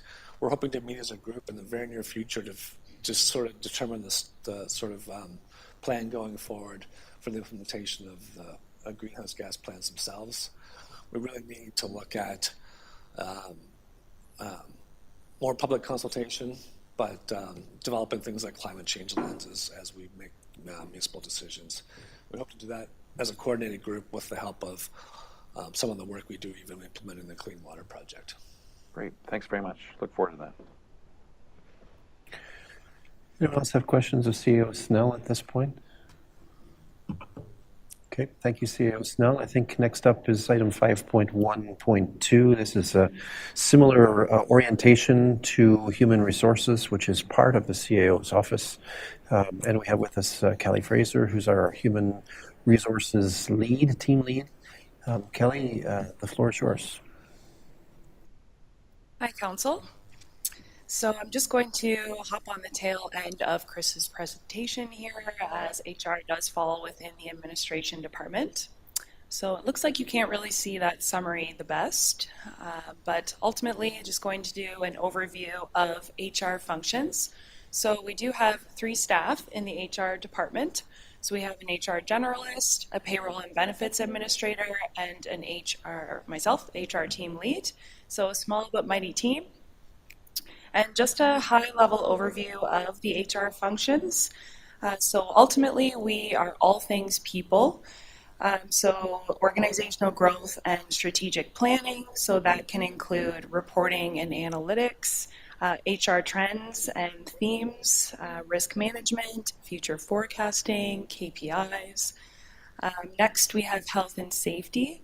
So that would involve our EAP program, our Joint Health and Safety Committee, accommodation management, our WSIB program. Next, moving to employment legislation and compliance. So ensuring that our policies and procedures align with all of the wide array of legislation. And of course, recruitment and selection, that can include job descriptions, onboarding, internal movement. There's been lots of that going on lately. Employee relations and engagement, so that can involve morale, culture, performance management, employee satisfaction. Total compensation, so that's all things pay-related, pension, benefits, our market reviews, as well as networking and benchmarking. And then lastly, employee growth and development. So training, employee direction, retention, just overall ensuring that the right people are in the right place at the right time. And at the heart and core of all of that is going to be our ADP HRIS system, just to ensure that all of these functions are well-rounded and operating smoothly. So if I can figure out how to move to the next slide here. All right, so now this is just a high-level summary of our HR strategy that was rolled out and developed last year. So it does align with the North Perth strategic plan, and the building blocks of the HR strategy are our mission and vision statements, the organizational structure development enhancements, succession planning. Chris touched on that a little bit. There's a lot coming up, which is really fun for HR. It's going to be a game of chess, balancing all of the retirements and fallout from that, but we're excited. Attraction and retention program enhancements, so rewards and recognition, and many other things that would fall in that category. So just a review of our mission and vision statements. So our mission is our current state of our organization, and we are a respectful, inclusive, and collaborative workplace that delivers specialized public services through a skilled and diverse workforce. And our goal as an organization is ultimately our vision. So we do want to aspire to be a workplace where employees feel safe, valued, and engaged. Something that we added to our performance reviews this year, just for staff awareness and to really get that message out across our staff. So that was exciting that we added that component. And we ultimately know that we can always do better and try to continuously improve. So moving on to our North Perth organizational structure. So in total, we have approximately 235 staff. Of course, this fluctuates on a weekly basis, and that does include 60 volunteer firefighters. And in terms of our organizational structure, you can see that it's broken down by division and department, and just the different services below that. So there were many changes and movements within our organizational structure this year. More specifically, we added a strategic initiatives department, which is very exciting. You'll hear more about that from Jessica, as well as lots of changes with development and protective services, the facilities department. So there's been lots going on, but we're excited about where it's all going. I think Miriam mentioned to me the other day that we had about 65 hires this year so far. So she's been very busy. Moving on to highlights and focus. So just some 2022 highlights. So we did have some focus on our employer branding initiatives. As you just saw, the mission and vision statements. Our recruitment video, which we just rolled out a few weeks ago, which we've received a lot of great feedback about, as well as I think we received a few more followers even on our social media accounts, which is great to see. More eyes on what we're all about. And website enhancements. So we did some changes to our employment section on our North Perth website, as well as the ADP HRIS kickoff. So we're hoping that that can be rolled out in the first quarter of next year. So we're really looking forward to that. As well as we acquired payroll. So it was a finance function. It's moved into HR. So a lot more streamlined. Performance management updates, as I just mentioned, and our goal was really to simplify it. And we're just in process right now of a compensation market review. So more information to come with that early next year. And just some 2023 focus items. So, of course, ADP HRS implementation, and ultimately the goal of that is just a more efficient and robust organization. So I'm sure you've all heard the KISS method, just we want to keep it simple. Policy optimization, program enhancements, so that will involve pay, rewards and recognition, our health and safety program, so our vacation policy, just ensuring that people are relevant, they're getting compensated fairly within the market. And then leadership training and succession planning. So Chris touched on that. Mentoring, coaching, and development is going to be is very important. So we're going to continue to build on that. And ultimately, people are our biggest asset. So we really want to focus on people and not on paperwork. So that's the goal, to really just optimize and do our part as an HR department to ensure that everyone feels productive and happy. And I think that is all I had. Does anyone have any questions? Colleagues, any questions for Ms. Fraser at this point?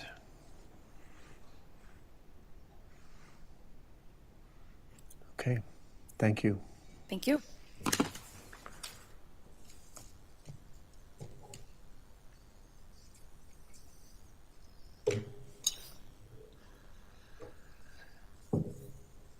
And again, throughout this process, if anybody has any questions after the presentation, certainly feel free to reach out to myself or the appropriate department head. We're always, at least we always strive to be open and willing to spend time with council if they have any questions. All right, CEOs, now let me introduce this next item. So this is 5.1.3. He's looking eager to get going on that one. I can see why. We know why, I think. Certainly the CAO is bringing back to Council a brief report and a draft of a letter to be sent to the Minister of Municipal Affairs and Housing, amongst others pertaining to this Council's response to Bill 23, the so-called More Homes Built Faster Act. This item received royal assent rapidly, and earlier, in fact, than the designated public consultation period, as I understand it. Interestingly, the public comment period continues despite the fact that the provisions of the Act are now law. I'll call on CAO Snell to catch us up, introduce us to the letter that has been drafted by staff, and to provide advice on how we are to proceed in the face of what is, to my eyes, a highly impactful legislation. CAO Snell. Thank you again, Mayor. So again, almost kind of back to reality after sort of giving a brief overview of some of the good things that we're doing in North Perth. This report sort of, I don't know, leads some frustration even on my part. As council is aware, the government introduced the legislation on October 25th. We had just some discussion at the November 14th council meeting, and staff did prepare a report to have submitted before the deadline of November 24th. Submitting it that day, we did learn that the deadline had been extended, so we thought we'd take the opportunity to bring back the correspondence to council. And then, as everybody is aware, on November 28th, the bill received royal assent. So in many ways, that says a lot about how important our input was on the legislation.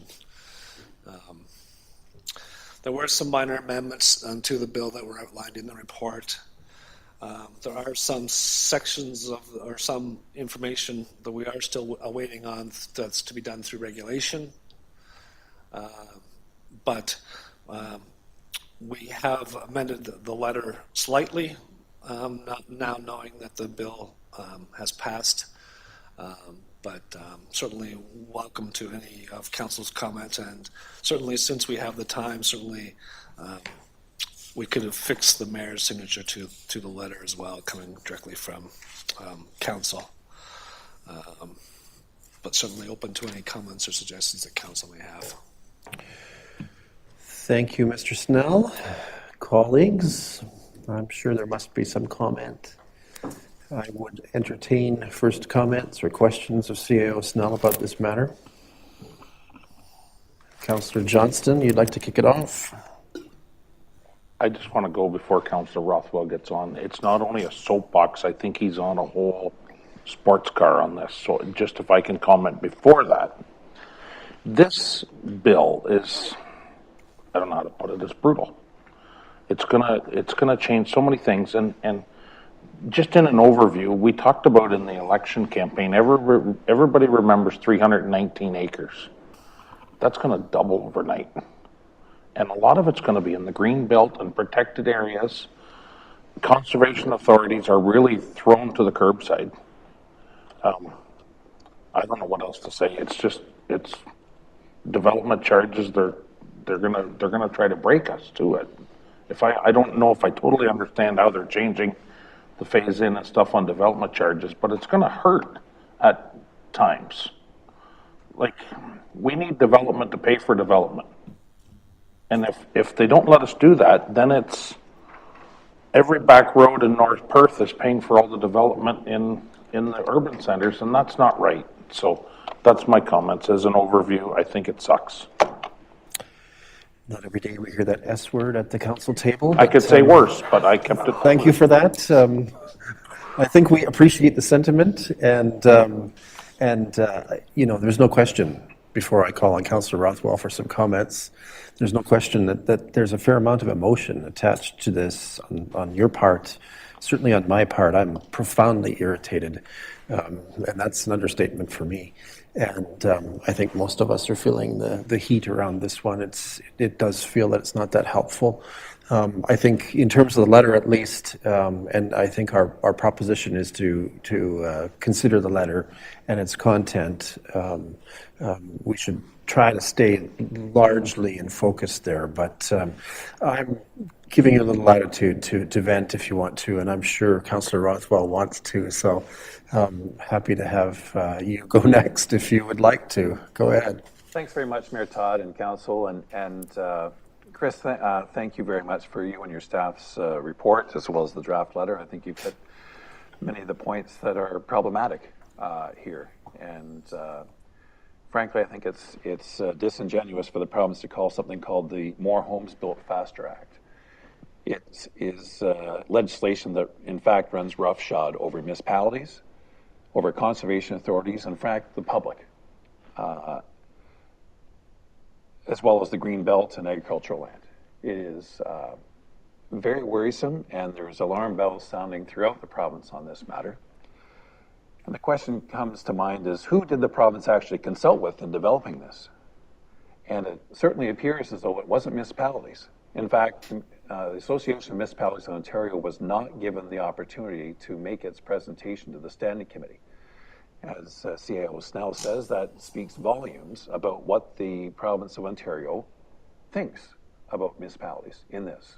Even though we have been specifically told at various conferences, quote, we are standing shoulder to shoulder with our municipalities.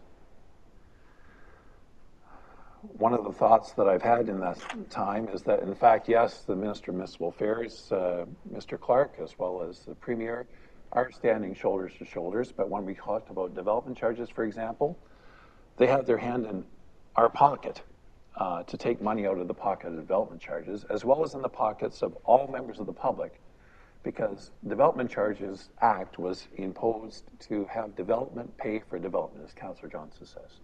That is a premise which has been underlined ever since it came in. And we have seen changes by this provincial government to come up with the other ways of reducing that amount and having community benefits plans, which we still haven't got. But in fact, development will not pay for development. And there is no guarantee that any savings of that will find their way into the pockets of those that are trying to buy these houses. The fact that legislation was brought in during the last weeks of the previous council, and certainly within a week of this council being inaugurated, we're in. And there's no regulations to say, show me the details. There's none.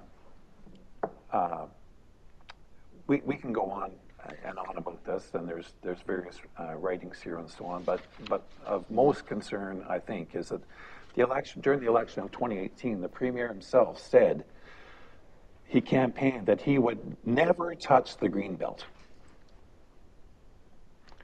And in fact, the Minister of Municipal Affairs, Steve Clark, as well as Premier Ford, repeated that promise 18 times. And this isn't my information, this is from the Globe and Mail. I believe it is, or other media reports, 18 times between 2018 and 2021. So the question is, if you can't trust what our province is saying and our leaders and so on, who do you trust? And in a time when politicians are not revered, not respected, for leadership, it sounds a bell of concern for us all. Even the province's own housing affordability task force concluded in this past February that the shortage of land is not the cause of the housing problem. The Minister of Municipal Affairs himself has all of the documentation. Every municipality throughout Ontario submits their information with respect to the amount of land that's designated for residential development. It goes into specific detail in terms of the number of approved plans of lots and approved plans of subdivision, draft approved subdivisions, and so on. It is not a land supply issue, so then the question is why? Why would you even think about going after the green belt, taking some lands out, even though the word is that they're going to compensate that with additional lands, which frankly couldn't have been developed anyway. It is troubling to a significant extent, and I am very supportive of the draft letter, and there will be letters which I'm sure other members of the public throughout the province have expressed concern about this proposed legislation. As CAO Snell said in the letter, we're at the front lines of dealing with our development community, with our own communities, with the public, and the importance of working with other frontline conservation authorities. We do not have the staff here within our own jurisdiction to deal with the environmental measures, which are required to deal with. At the time of ecological concerns, climate change and so on. Why? Why would you decide to just kick the Conservation Authority again? Why would you do that? Well, I know why. Because the people that apparently have the ear of the Premier don't like conservation authorities because they get in the way. They take time to review things and so on. Well, frankly, they should be reviewed because the reality is that the land that we're going out into now is the more difficult land to develop, if you're going to develop at all. So I've said enough. Yes, I can't have rose-colored glasses on this, and even CAO Snell, in terms of the letter, it tries to be nice in our comments, but hits the nail on the head as necessary to express the concerns directly to the province, if they'll listen, that wake up. We are here, we are working, and if you talk to any builders in our community, and I've talked to a number of them, they are very satisfied with the way that our building staff, as well as our administration, is dealing with development approvals. This is not Toronto. Many of the issues that are in this act, are Toronto-centered. And they have big issues, don't get me wrong, they do. But that's not a province of Ontario issue to solve. It is not. Unless the province of Ontario wants to issue building permits and so on, maybe they do, I don't know.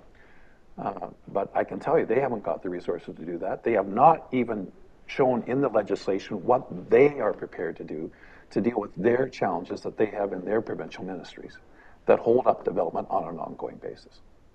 Thank you very much. What I heard from his comments are that we should put an invitation for the Premier to have a chat with Councillor Rothwell. That's what I heard. Very good. Thank you, Councillor Rothwell. Well said, in my opinion. Anyone else want to weigh in on this one? The letter is established. Councillor Anstett, suggestions, comments? Yeah, thank you, Mayor Kiesenberg, and thanks again, Chris, for the drafting of the letter. Very well put together. Agree fully with what Councillor Rothwell said and with what Councillor Johnson said. Bottom line, I think we all know what this is about. I'm not going to say what it's about, but I think we all know without me saying it.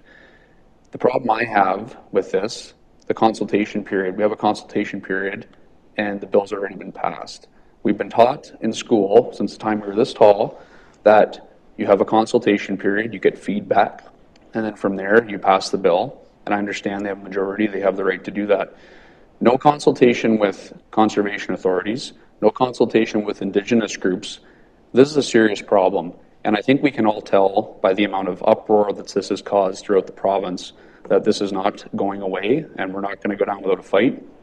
In terms of taxes, this is inevitably going to raise taxes. I don't think anybody needs to disagree or question that, especially the time when we have inflation, that it's record numbers. We haven't seen inflation like this in years. And then, oh, here, you guys are going to have to pay for more stuff. Great. So I think we send the letter. I would suggest CCing, like we mentioned, all the municipalities as well. And maybe if we can personally deliver it to the Premier's office, maybe then make sure he would get it. But again, big problems with this. And the last thing, the Greenbelt. We're going to take 7,400 acres from the Greenbelt, but we might add some later. Okay. That's all I have to say. Thank you. Thank you, Councillor Anstett. Quite eloquent. Personally delivering, I've been musing that I might need to wear a sandwich board and walk the streets. So personally delivering sounds better than my original plan. And I thank you for the suggestion. Anyone else want to weigh in on this one?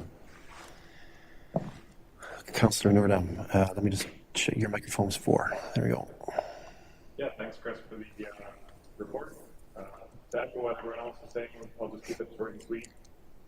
Come budget time, it will raise taxes for sure. So I'll be asking to consider a new line in the 2023 budget, the provincial housing tax. So this will represent the tax increase due to that impact. So, thank you, Councillor Noordam. Interesting proposition, certainly. Anyone else wish to weigh in? All right. I'm you've heard me say it. I'm immensely irritated by this. This is not helpful in terms of the partnership, especially in light of the Premier and the Minister of Municipal Affairs and Housing at AMO in August saying that when it comes to affordability of housing, municipal governments are not just the part of the three-headed monster, we're the leaders in that proposition. And so here we are, we're stuck with measures that will be imposed centrally from the province that have extremely high probability of not creating a single new affordable home as a result of the policy. And that is astonishing to me and worthy of that sandwich board that I was telling Councillor Anstead I was pondering. Something needs to be said about this and done about this. And I think we're seeing, as we saw in our consent agenda, several municipalities did manage to sort of get in their words about this. We need to get in our words. We know, though, as Councillor Anstead has eloquently pointed out, that there hasn't been a strong commitment to consultation on this matter. They passed the legislation before the consultation was even closed in terms of our opportunity to comment. So this is very worrisome. I am going to also suggest, colleagues, that we ask staff, and it's not an urgent thing necessarily, but to some of the comments made, I think Councillor Johnston sort of touched on the issue, that we ask staff to sort of explore what we do think the implications are for development charges. I think that as a council we should issue a resolution directing staff to that end for the purposes of trying to understand what the impacts might look like. I took note today in one of the consultative reports that kindly came our way from external consultants who are, doing work on this and trying to inform us about inclusionary zoning and other places where they were going to create all kinds of exemptions. And that may yet be a useful strategy. I won't discount the possibility of that being a useful strategy, but we need to really understand in what ways development charges could be hammered and the revenue stream from development charges being hammered by this legislation. And at this point, it seems largely theoretical. There's a change here, there's a change there. But I certainly saw a report out of Kitchener-Waterloo actually suggesting that they believed that something like $535 million were on the table with regards to development charge removal from the system. And that's enormous. That's an enormous amount of money, regardless of whether it applied to them or to the whole of the province. I'm not admitting to being crystal clear on that. So if council will indulge that and we'll consider that as a next resolution. Let's see if anyone else has some comments they want to make before we move forward here. CEO Snell, you looked like you were kind of wanting to wave your hand, so maybe we should hear from you next. Just think one of the things I'd like to include also, because I think it's a huge impact, is not only development charges, but the parkland dedication changes. Unfortunately, at a time when we're trying to improve our intensification as well, with planning applications like we've seen earlier tonight, not only is the parkland dedication from a land base very important, but also a financial base very important too, and that's also being impacted by Bill 23. So along with development charges, I'd also like to include the parkland impacts, like projected impacts, what we can find at this point. And I know it's still kind of tentative. We're in sort of a gray zone, but if we can start to put some numbers or amass some numbers around this, I think it would be useful. Do you feel that the letter speaks adequately to the parkland dedication matter? I certainly made an attempt in the bottom of the page too. Okay. Just wanted to see if anything had changed materially for you in thinking about that issue. All right. Anyone else want to weigh in? Councillor Rothwell, a second crack at this. Yes. Again, I didn't go into all the details, but you mentioned, Mr. Mayor, the inclusionary zoning. Well, just for everyone around the table, inclusionary zoning is one of the tools to try to impact or allow for the creation of more affordable housing units within developments. And in fact, when you would think about it, this should be something that's encouraged and supported, but in fact, the bill actually restricts the use of inclusionary zoning to only 5% of units in a development and limits the affordability to 25 years.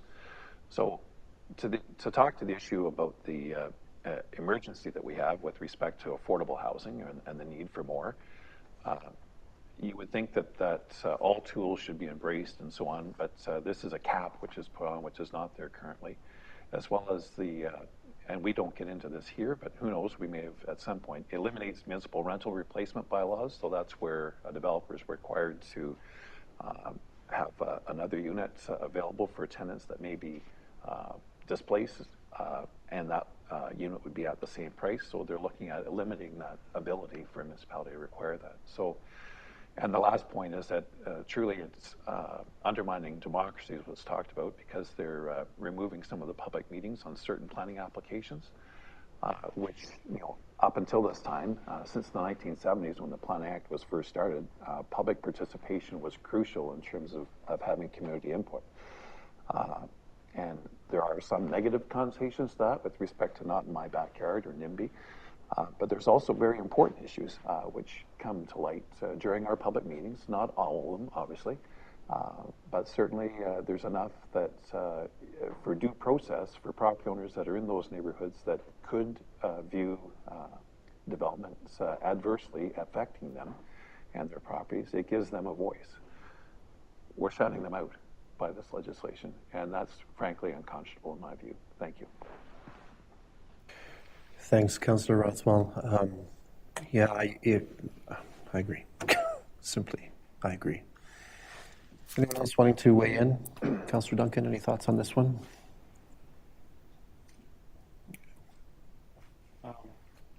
Interestingly enough, about a year ago, the Minister of Environment, Conservation and Parks set the Conservation Authority on a task. They wanted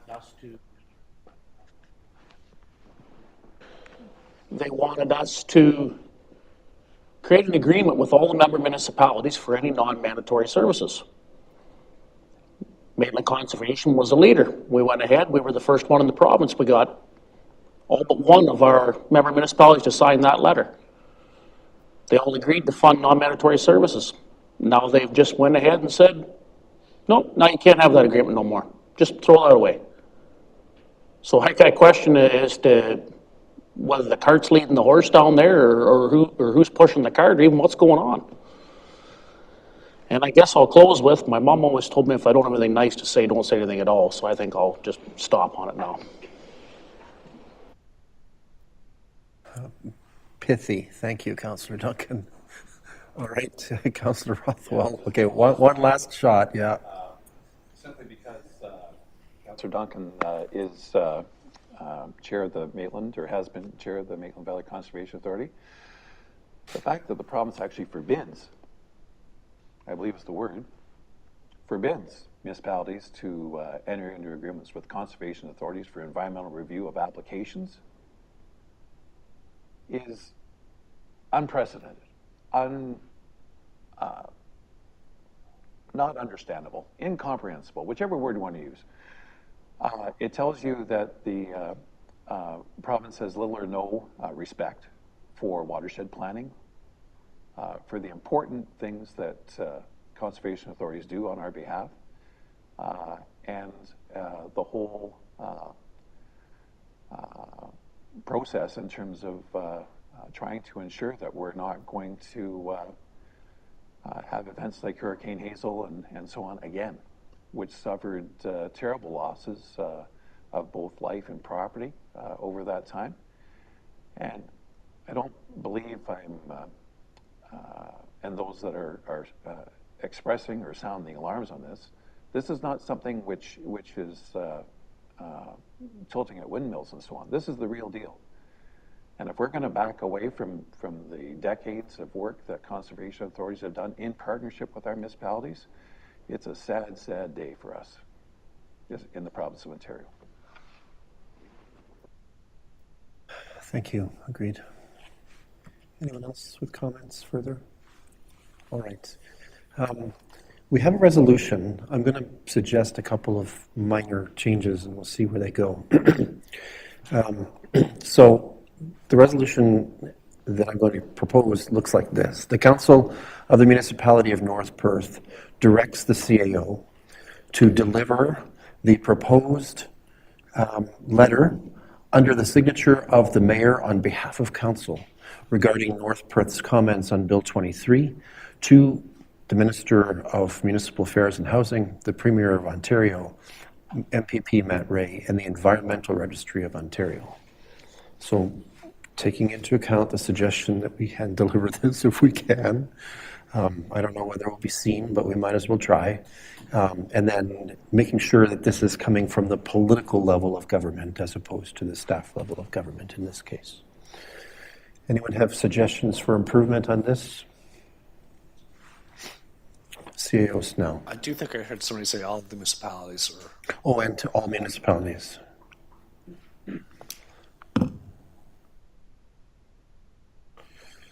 All right.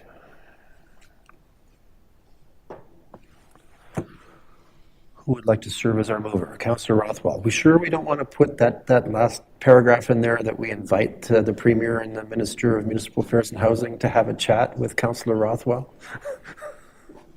Okay, Councillor Rothwell is going to move. Councillor Johnston is going to be our seconder. Thank you. Any further discussion or debate on this matter? So I'm trusting the clerk sort of caught the nuanced changes there. All right, let's have that vote.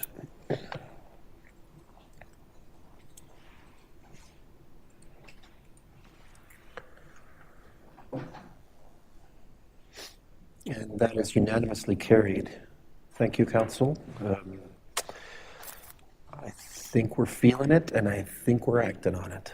All right, let's move forward then. Thank you, CEO Snell, and to staff who were involved in assisting with the preparation of that letter. I think it is quite model in terms of the approach and the matters that were covered, and we appreciate the conscientiousness that you reflected.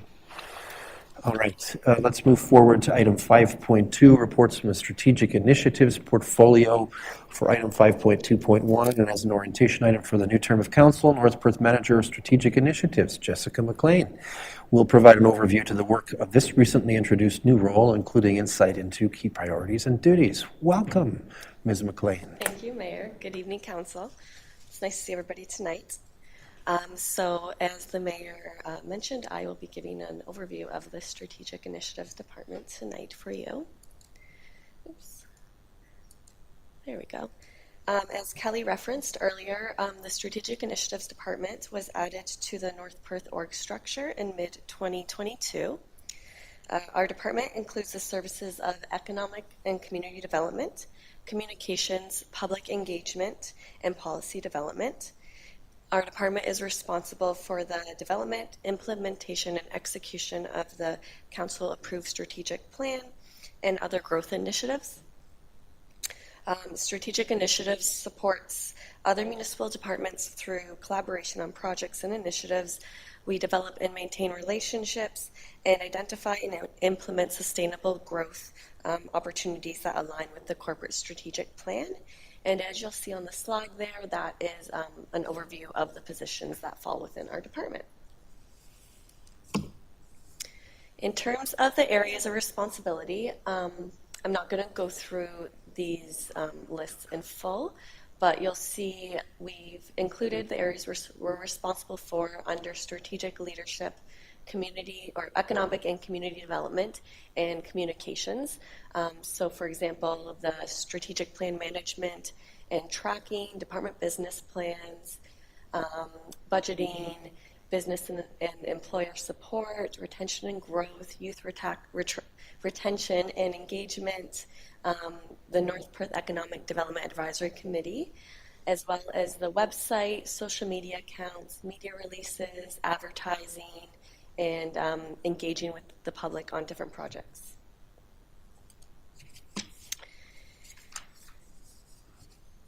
(2022) was a busy year for our department. On this slide, I've listed some of the highlights from the past year and our accomplishments. So the launch of Set 7, the Skills and Technology North Perth and Region project, that was a big one.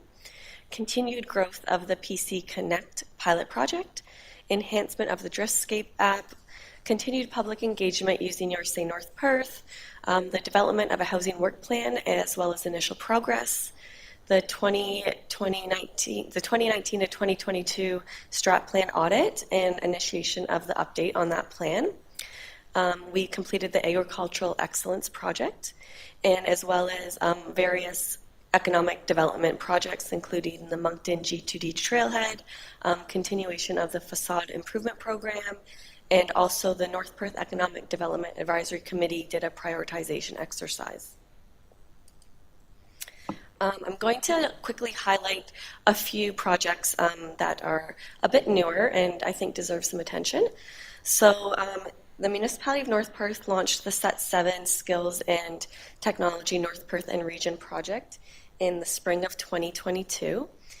Set 7 offers training and growth opportunities locally to employees, job seekers, and those looking to upgrade their skills to meet their career goals, with a focus on the unemployed and employee upskilling.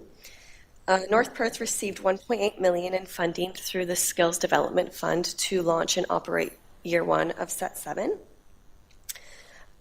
And this includes the setup of a training classroom at the EMCC in Atwood, which is expected to be complete in the new year. Just to highlight, as there may be some questions on what does Set 7 mean. So the name Set 7 represents the 7 competencies that are required in the 21st century for a successful student and employee. In addition to training programs, Set 7 also offers supports to participants to access programs in employment, such as transportation, support for childcare when they want to complete programs, and also gear that they need to enter the workforce. As of last week, 105 participants have been trained through Set 7, and this includes 23 unemployed individuals. And our team is currently working on an application for the next intake of SDF funding that will support year 2 of Set 7. And we are proposing that this year 2 focuses on manufacturing and skilled trades, a PSW micro-credential program, and also a home daycare program. So those were highlighted through some of our experiences in year 1 as being good things to move forward with.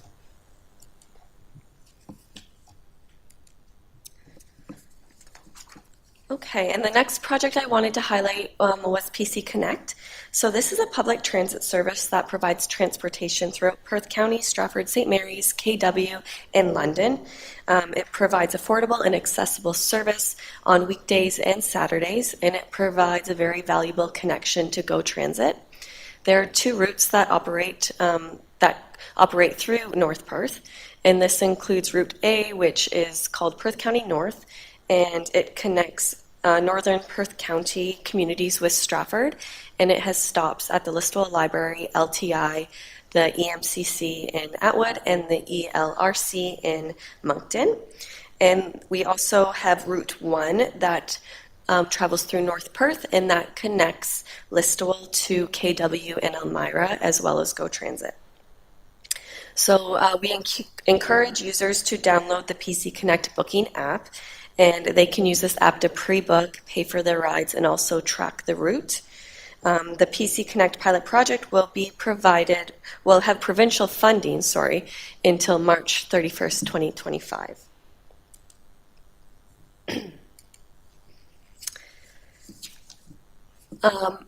I hope most of you are aware of this. So Driftscape is a mobile app that digitizes the municipality's tourism experiences into a modern day guide of places, events, and tours for our residents and visitors to explore. So on this slide, I've just featured a few screenshots from the app. This app is available on both iPhone and Android devices, so I encourage you to download it and check it out. It's pretty cool. We've added over 30 local points of interest for North Perth on the app, and this ranges from recreational opportunities, dining experiences, local business, events, trails, and other tours. This platform will evolve as new experiences are added and new opportunities come about in North Perth. And we are currently working on collaborating with our partners on developing some pretty unique tours, so stay tuned for that. And our goal is to feature the ways to explore and discover North Perth in a way that will really appeal to young families and youth. So this Driftscape is a key feature of our youth attraction strategy.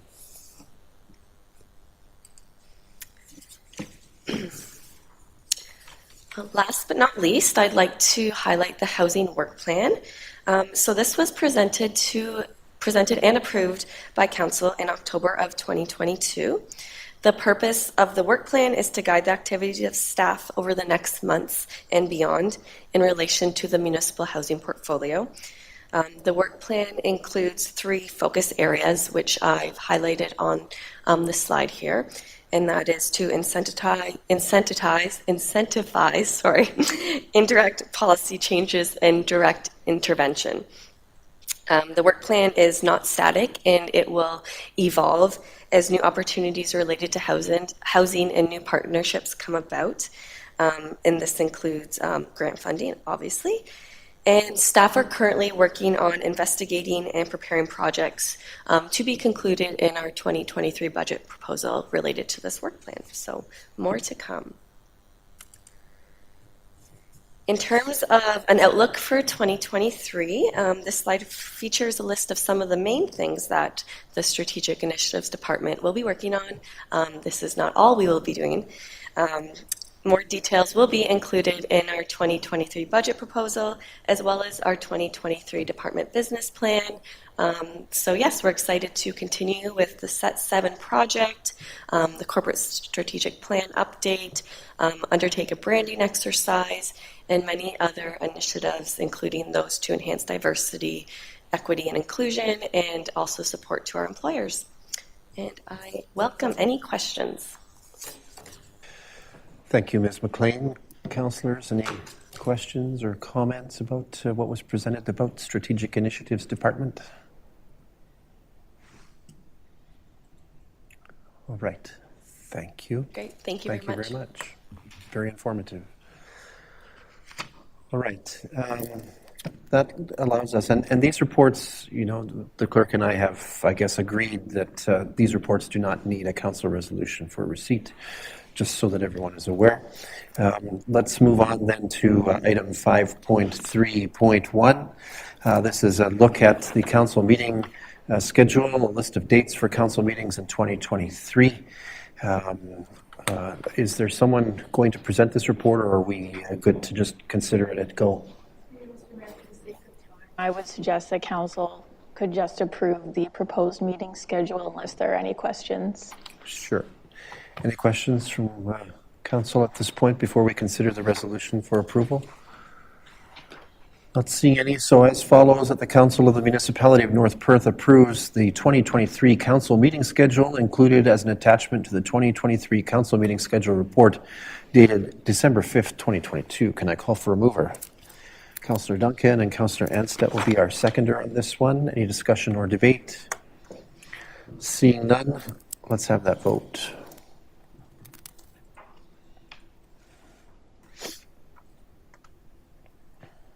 And that is carried. Thank you. Let's move to item 5.3.2. In this one, council is asked to make appointments to the range of boards and committees which invite various types of participation. And I believe we're going to call on the clerk to say a few words at the podium. Clerk Klein.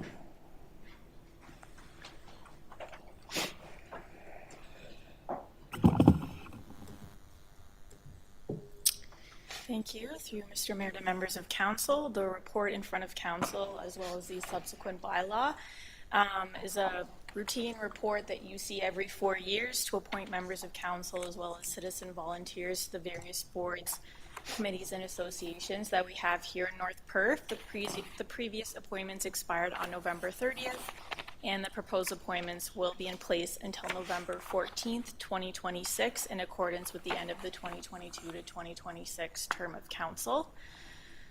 Membership on each board, committee, and or association is outlined in the respective terms of reference or mandate, and it typically consists of a mix of members of council as well as citizen volunteers from within North Perth. Some of the committees are legislated, like the Police Services Board, Committee of Adjustment, and some have been created by council as more of an advisory body. So council is being asked to approve the recommended appointees as listed in the bylaw attached to the report. And in addition, council support is being requested regarding a couple other appointments. The first is the appointment of Councillor Alan Rothwell to the Ausable Bayfield Maitland Valley Source Protection Committee as the East Group Municipal Representative, which covers Minto, Perth East, North Perth, Mapleton, Wellington North, and South Bruce. Councillor Rothwell is the current representative, and he's indicated he's willing to continue in that role. The second is the appointment of Perth East Councillor Jerry Smith to the Grand River Conservation Authority Board of Directors. North Perth shares its representative on this board with Perth East, and Councillor Jerry Smith was the previous representative and is also willing to continue in that role. And the Township of Perth East has already endorsed this appointment at their November 15th meeting. And I'd be happy to answer any questions if council has any. Thank you, Clerk Klein. Anyone have questions at this point before we consider the bylaws? Councillor Rothwell. Thanks, Mayor Todd. Just one question through to Lindsay. I should have asked it before. For fence viewers, like they're not on the list. Is that a change in legislation? I thought that they were required and that they had to be appointed. That's all. So thank you, Councillor Rothwell, for your question. That is a timely question, actually. So municipalities do have the option to opt out of the Line Fences Act. So disputes for fences would become a civil matter between property owners, and that is the direction that staff will be recommending to council. We just didn't have time to bring forth that recommendation this evening, but that report will be forthcoming within the next couple weeks. Fair enough. Thank you. A little change. All right. Thank you. Any other questions or comments about these appointments? Okay, let's consider, we have three resolutions for our consideration. The first is a bylaw enablement resolution as follows. That bylaw number 147-2022, being a bylaw to make appointments to various committees, boards, and associations, be introduced, read, and considered read a first, second, and third time, and be finally passed, and that the said bylaw be signed by the mayor and the clerk and sealed with the seal of the corporation. Can I call for a mover? Councillor Nordam will move. Councillor Anstett will be our seconder. Thank you. Any discussion or debate? Seeing none, let's have that vote. And that is carried. And let's look at the next two here, the specific appointments. First, that the Council of the Municipality of North Perth supports the reappointment of Councillor Alan Rothwell as the East Group representative on the Ausable Bayfield Maitland Valley Source Protection Committee. Can I call for a mover on this one? Thank you, Deputy Mayor Kellen. And Councillor Duncan will be our seconder. Any discussion or debate? Seeing none, let's have that vote.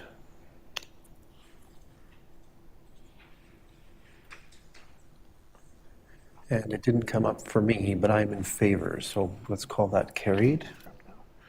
Thank you. And the third resolution pertaining to Mr. Smith, that the Council of the Municipality of North Perth supports the Township of Perth East appointment of Jerry Smith to the Grand River Conservation Authority Board. Can I call for a mover on that one? Councillor Rothwell, thank you. Councillor Duncan, seems appropriate to be a seconder. Thank you. Any discussion or debate? Seeing none, let's have that vote.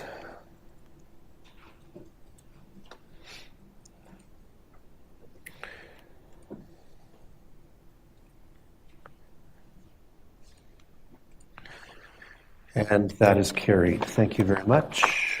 Let's move forward then to item 5.4. We don't have anything from that department. Before I do, let me point out, of course, that in some cases with these appointments, we have lost to retirement several great volunteers in our community, and we want to recognize their service.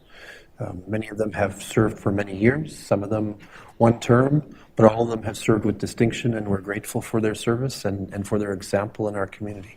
So let's take note of that as we make that change tonight. All right, we have no reports from the Programs Department for this evening. We have two reports on our table from the Facilities Department.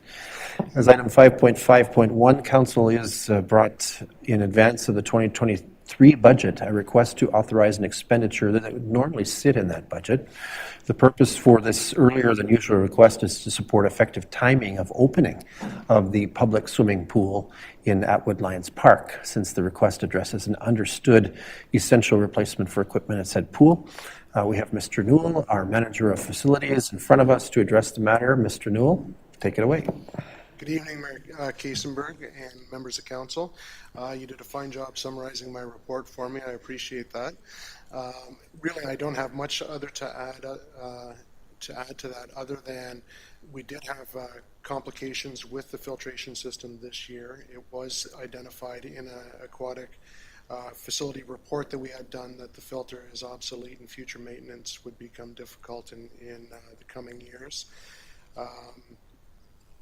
So one of the challenges that we have is if we were to delay the budget process this year by the time we got approval for it and then did the typical procurement processes, we'd be into the swimming season at that point, in which case we would lose the season in order to get the filter replacement done. So our hope is that we can get an early approval on this budget item.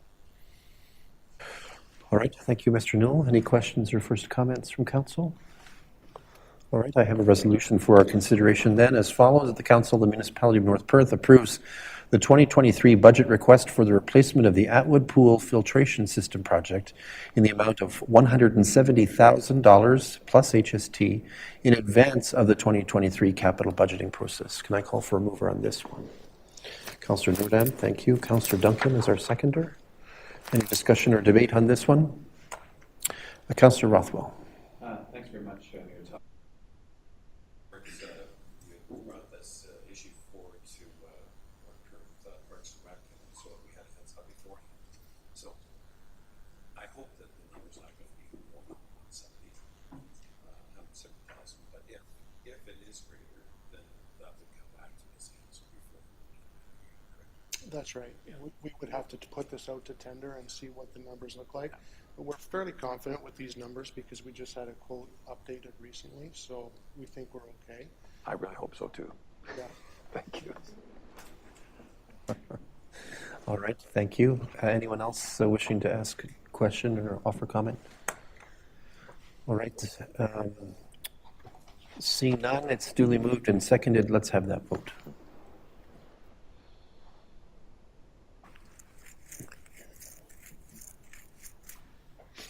And that is carried. Thank you very much. Mr. Newell, you're still there. Mm-hmm. And that's because you're bringing forward a report on the subject of the fundraising for the proposed new dog park in Listowel. So carry on, please. Thank you very much. The second report focuses on the dog park and the process that they've been going through. It's a stepped approach that was presented last year to council to see the project come to fruition. We're at step 6 of the project at this point, which is a fundraising campaign for the park development, which would be led by the dog park group. We do have a fundraising policy that came into place earlier this year. We did go through that exercise with the Memorial Arena Park group in their fundraising, so we were able to go through this policy as well with the dog park group. The group has set a target for $80,000, and that would be the initial campaign goal that they've set. And it's really to look after the essential elements of the park, which would be the fencing, gates, signage, and a trail to provide access to the location. There would be ongoing fundraising beyond this $80,000 in future years for things like a sun shelter, water to the site, lighting, features for dogs to run through. But the initial $80,000 is what we feel is the minimum to get the project up and running. They would be looking at using the third-party hosted fundraising site that we are using with MAP 59 as well as a way to generate funds. There's no real cost associated with accepting this proposal. There's staff liaison time, which is certainly something that we'll be doing regardless of the fundraising. And we also have the processing of tax receipts and donations when they do come in.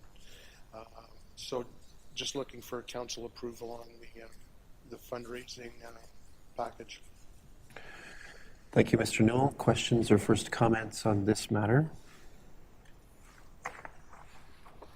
Okay, I'm not seeing any, so I have a resolution for consideration as follows. That the Council of the Municipality of North Perth approves the initiation of the North Perth Dog Park fundraising campaign as outlined in Schedules A and C, attached to the North Perth Dog Park fundraising project report dated December 5th, 2022, for the future fundraising initiative in relation to the municipal fundraising donation policy. Can I call for a mover on this one? Councillor Anstead, thank you. Councillor Blazak will be our seconder. Any comments, discussion, or debate? I can tell you this has been a work in progress for years, and I'm grateful that we're getting there. So thank you for that's such clearly articulated approach. Deputy Mayor Kellum looked like he was about to melt there. That's how long it's been around. So thank you for that. And I'm fully in support, especially now that I have a grand dog. I suspect that I need to provide some support for that. Any other comments or questions? Let's have that vote.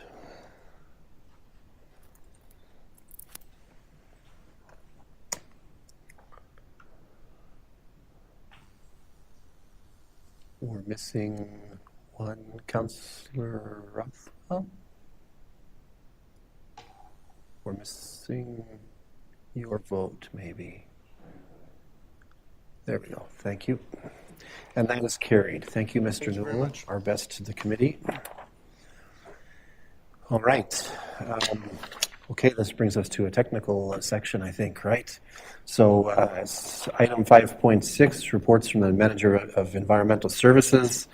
As item 5.6.1, Council is invited into the annual effort of receiving for information our annual well inspection report.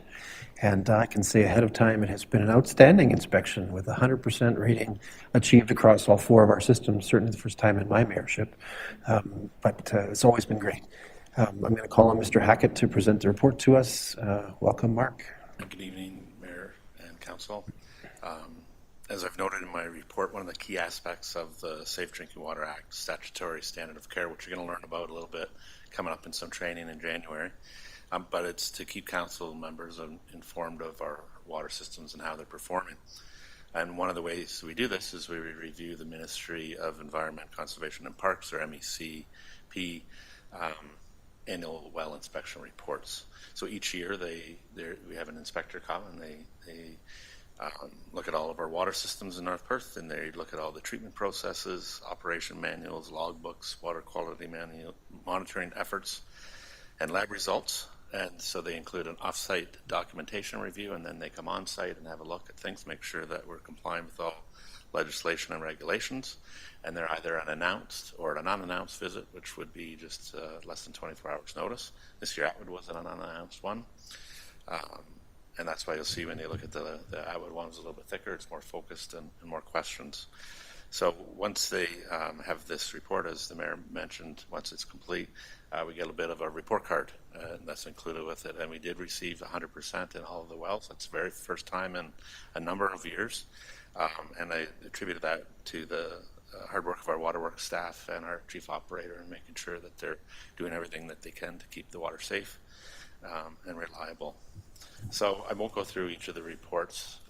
Basically what I do, I look at the second page, and it's a non-compliance, and there are none. So that's always a good start. And then I look at the last page, and it has we got 100%, and they're all like that this year. So that was the really good thing. But if there's any questions about any of the individual reports, I'd be happy to take them. Thank you, Mr. Hackett. It's very good news for our community. Let's turn to council. Any questions or first comments about this? Besides enthusiasm for the good work that our team is doing. All right, I see lots of nods for that. I have a resolution, if you'll entertain it, Council, as follows, that the Council of the Municipality of North Perth approves the increase. Nope, that's not it. Let's go back one. There we go. The Council of the Municipality of North Perth receives the 2022 well inspection report dated December 5th, 2022, and the attached 2022 Ministry of the Environment, Conservation and Parks inspection reports as information. Can I call for a mover? Councillor Rothwell, thank you, and Councillor Nordam will be our seconder. Thank you. Any discussion or debate on this one? Seeing none, let's have that vote.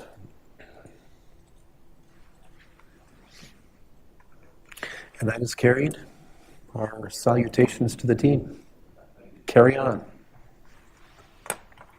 All right. Let's turn to item 5.7, reports from our manager of operations. We have a report or two here. As item 5.7.1, the manager of operations brings forward proposed amendments to sidewalk clearing activities of the municipality, all in the Listowel ward.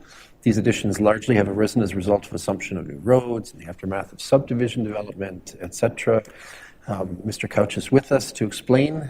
Please take it away. Good evening, Mayor, members of council. Thank you. The Mayor has summarized that very well.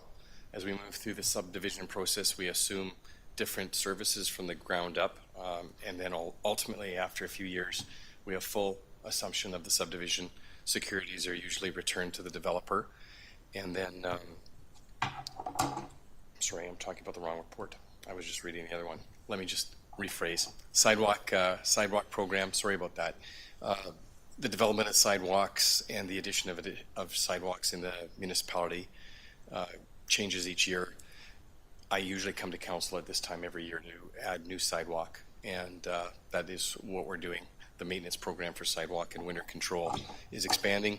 We're looking at 6 additional segments of sidewalk. If you go to the schedule, the map, it'll outline them and it'll detail them in the bottom of the schedule on this item. So the recommendation is simply to accept those sidewalks as serviceable sidewalks that we will provide winter control for, which is usually plowing and sanding this winter. It will be amended in the bylaw, and we'll continue to do that this year forward. Thank you, Mr. Couch. Council, you've looked at the map. You've sort of understood where these changes are going to occur in terms of expansion. Any questions for Mr. Couch? Comments? Okay, not seeing any, so let's have the resolution, the one that I was trying to read before. That the Council of the Municipality of North Perth approves the increase in sidewalk serviced and amends the Winter Maintenance Policy Bylaw 153-2017 to include these sidewalks. Can I call for a mover? Councillor Blazek, thank you. Seconded by Councillor Johnston. Any discussion or debate? Seeing none, let's have that vote.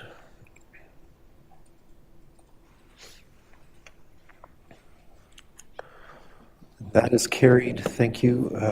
Item 5.7.2, we're asked to assume services in 2 recently completed subdivisions in Listowel ward.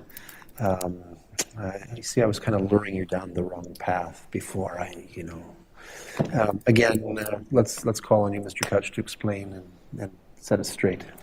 As I alluded to, subdivision assumption, 2 sections of roadway that we are familiar with, one in Wellington, what we call the Wellington Davidson subdivision, and then Crotts Street East as it hits Tremaine. 2 different registered plans, 2 different segments of road that have been fully adopted by the municipality, no securities owing. They're at a standard that we can fully accept them, and all the warranty periods are over, so they're in front of you for acceptance and full assumption. Thank you, Mr. Couch. Any questions from council on this matter? First comments, anyone? Not seeing anything, so let's look at the resolutions. Looks like there's a few here. First, that the Council of the Municipality of North Perth pass a bylaw to assume Dunnigan's Haulage Limited Registered Plan 44M61 Wellington Estates North, and that the Council of the Municipality of North Perth pass a bylaw to assume H&J Dunnigan Holdings Inc. Plan 44M32 South Meadows. Can I call for a mover? Councillor Rothwell, thank you, and Deputy Mayor Callan as our seconder. Any discussion or debate on this one? Let's have that vote.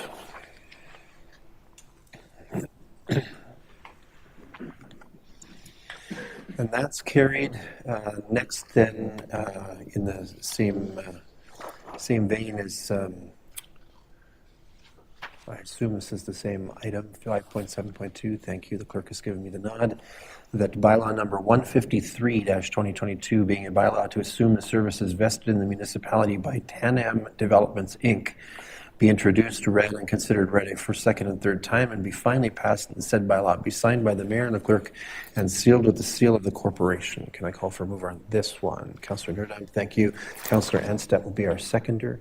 Any discussion or debate on that one? Let's have that vote.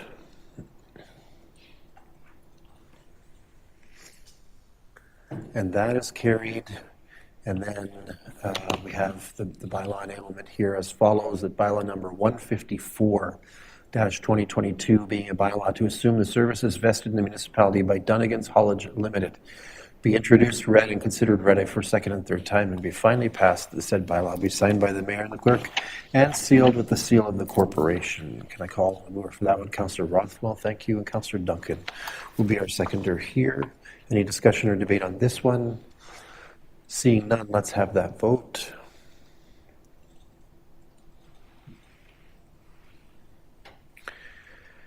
And that is carried. Thank you. So now the municipality has assumed services and responsibility for some of those matters. Let's move on then to item 5.8.1 and thank Mr. Couch for his reports and services. 5.8, is reports from Development and Protective Services Department. We have Chief Pape with us as item 5.8.1. Council is invited to award a contract for hazardous materials response. Please, Chief Pape, explain. Thank you, Mayor Todd. Good evening, Council. The municipality of North Perth issued a joint request for proposal for emergency and hazardous material response cleanup services with the following departments: Biddulph, Blanchard, St. Mary's, Stratford, West Perth, and Perth East. These goods and services are currently purchased as needed, typically in the event of an emergency. The contract provides the municipalities involved with a contingency plan in the event of a hazardous materials incident. 2 submissions were received, the first from GFL Environmental Inc. and the second from Spartan Response Inc. Together, the fire chiefs of the participating municipalities evaluated the proposals and unanimously rated the proposal from GFL Environmental as the top proposal. The contract has 0 upfront costs, and there are no guarantees of any volumes of work. When services are needed, the amounts incurred are invoiced to the at-fault party. The contract provides an enhanced level of service to the community without incurring any cost to the taxpayer. Glad to answer any questions at this time. Thank you, Chief Pape. Council, any questions or first comments on this matter? All right, let's consider the resolution then as follows, that the municipality of North Perth awards the request for proposal for emergency and hazardous material response cleanup services NP-007-22P to GFL Environmental Inc. Can I call for a mover on this one? Councillor Blazek, thank you. And Councillor Nurdam, you're busy tonight. Thank you. Councillor Nurdam will be our seconder. And in discussion or debate? Seeing none, let's have that vote.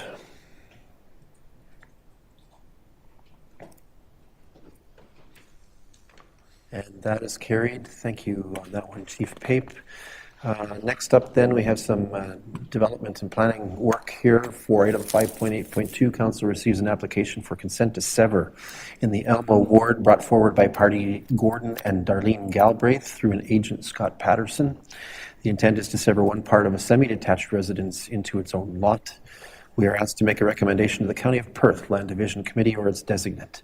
John Bice, a planner with the County of Perth who works on North Perth files. He's been here earlier. He's still here. He's hanging in with the rest of us. Welcome, Planner Bice. The floor is yours. Thank you, Mayor Kaysenberg and Council. If you don't mind, if I ask Council, so there's 2 reports on this property, and if you don't mind, I might as well present both at the same time. All right. So these applications, there's 2 consent applications for severance at 880 Tremaine Avenue, which is in the municipality of North Perth in the Elmo ward, just adjacent to Listowel there. And you can see on the red star, at 880 Tremaine on the slides.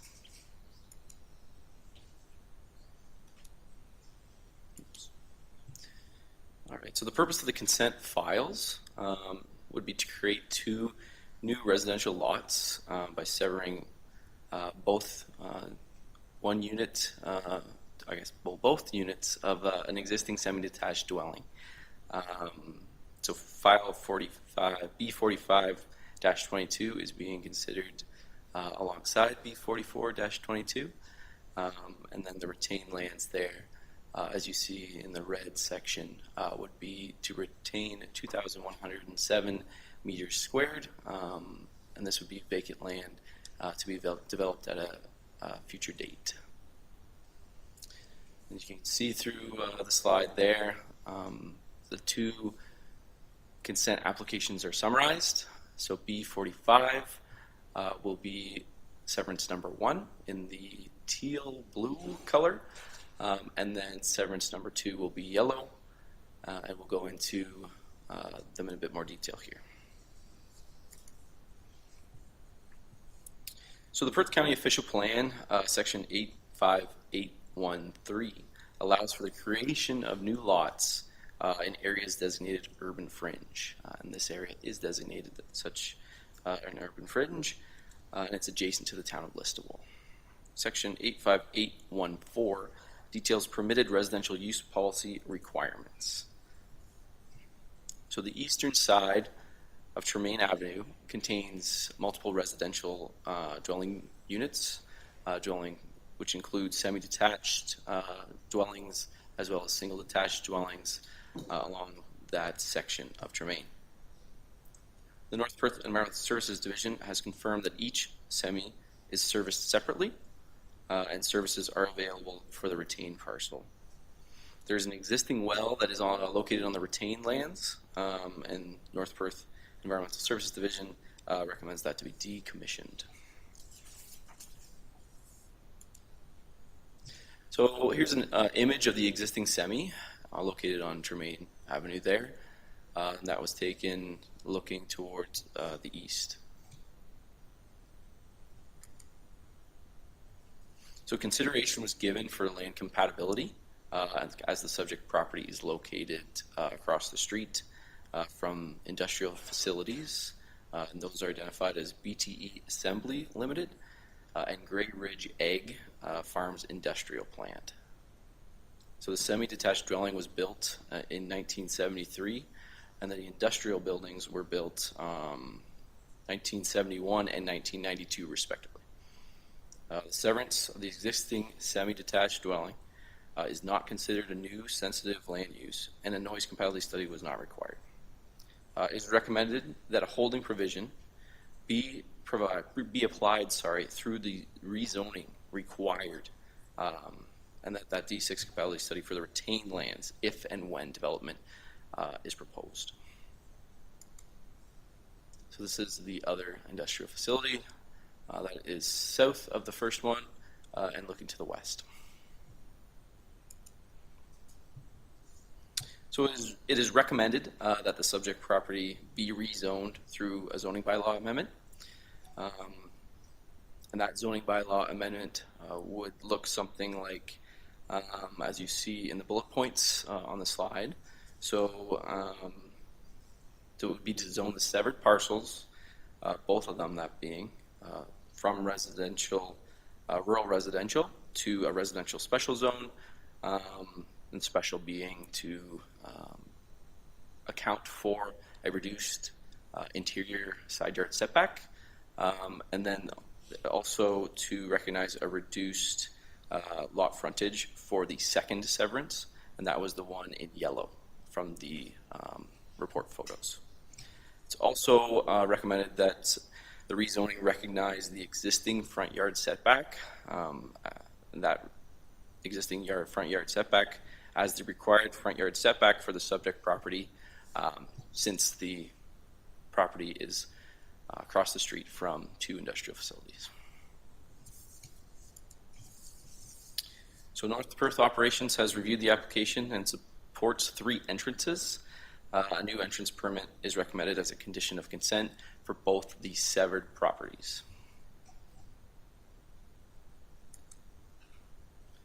And this is an image of what would be the retained lands on the subject property. And again, the retained lands, it is recommended that they be rezoned from our special, is recommended that they be rezoned from rural residential to rural residential special. And this would recognize a reduced lot area in the rural residential zone. It's also recommended, like I've previously alluded to, that a holding provision be placed on the retained lands there for the proponent to complete a D6 compatibility study being adjacent to those industrial uses. So this is just another image of the retained lands there. So a notice of the application was circulated to agencies and neighboring properties according to Plan Act requirements, and then a sign was posted on the property as well. No comments from the public have been received. This is the consent application at this time, and then the recommendation is in the report to provide those comments to the Perth County Land Division Committee or its designate. I'll take any questions as well, and I believe Scott Patterson is on the call as well. Okay, thank you, Mr. Bice. Colleagues, questions or first comments on this matter? We still have to sort of do it in two parts, but we understand the sort of integrity of what we're trying to consider here, right? Questions for Mr. Bice or for the agent? Not seeing any. Okay, so we have Resolution 1, which is one of these portions of the semi, as follows: that the Council of the Municipality of North Perth receives the report entitled B44-22 Galbraith Consent, submitted by Scott Patterson on behalf of Gordon and Darlene Galbraith, affecting lands described as 880 Tremaine Avenue, Plan 509, Lot 5, Elma Ward, Municipality of North Perth, and that the Council of the Municipality of North Perth recommends that the County of Perth Land Division Committee or its designate approve the application for consent to sever number B44-22 submitted by Scott Patterson on behalf of Gordon and Darlene Galbraith, affecting the lands described as 880 Tremaine Avenue, Plan 509, Lot 5, Elma Ward, Municipality of North Perth, subject to the following conditions. There are 6 of them that are in your reports, Councillors, we ask your indulgence not for me to read all of those. I can do it. I used to do it, but let's grow. Any questions or comments about the 6 conditions that have been applied? All right, let's seek a mover here. Who would like to be our mover on this one? Councillor Rothwell, thank you.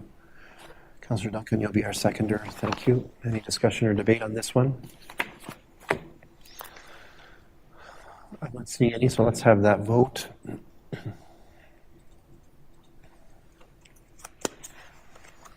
Okay, and that's carried. And then we have the second one, the other half of the semi, essentially, that the Council of the Municipality of North Perth receives the report entitled B45-22 Galbraith Consent, submitted by Scott Patterson on behalf of Gordon and Darlene Galbraith, affecting lands described as 880 Tremaine Avenue, Plan 509, Lot 5, Elma Ward, Municipality of North Perth, and that the Council of the Municipality of North Perth recommends that the County of Perth Land Division Committee or its designate approves the application for consent to sever number B45-22 submitted by Scott Patterson on behalf of Gordon and Darlene Galbraith, affecting the lands described as 880 Tremaine Avenue, Plan 509, Lot 5, Elma Ward, Municipality of North Perth, subject to the following conditions. Again, there are 6. Can I call for a mover? Deputy Mayor Kellum, thank you. Councillor Johnston will be our seconder. Any discussion or debate on that one? Seeing none, let's have that vote.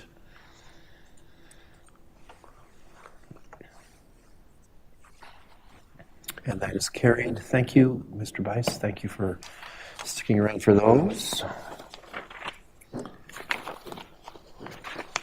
And that moves us down to item 6 on our agenda.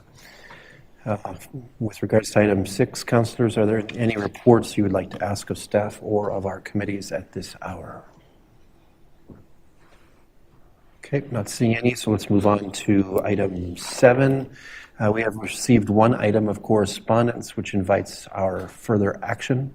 For item 7.1, we have a request from Mr. Robert Carson asking for permission to allow the parking of a third vehicle overnight by permit on his residence is on Main Street, and he's asking for access to a municipal parking lot. Council, do you have any questions or anything to consider here that you'd like to have happen? It's the will of council. Councillor Duncan, if you would. Just wondering, a question for staff. How much do these permits cost?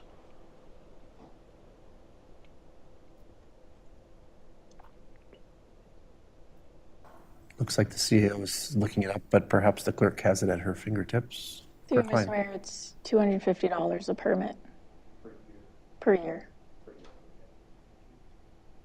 Okay. Councillor Duncan, anything further? I know we've seen this request more than once at this council by the same individual, so I'm quite content with just giving them the two again, and in all fairness to everybody else that has to pay for their permits. Okay, thank you. Anyone else have a different course of action they'd like to propose, or does Councillor Duncan's strategy seem appropriate? I'm seeing nods to Councillor Duncan's strategy, so the resolution would look something like that. This council, in receiving the correspondence from Mr. Carson, thank you, has indicated or expresses its intent to provide 2 permits for the next year, I guess, right? Is that what we're shooting for? Has this current 2 expired, or is that even an issue? He's asking for 1 more, right?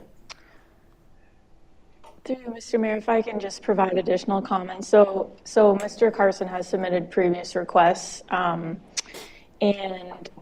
I think he's ended up with 4 permits from what we can understand. From what we can gather from looking at our records.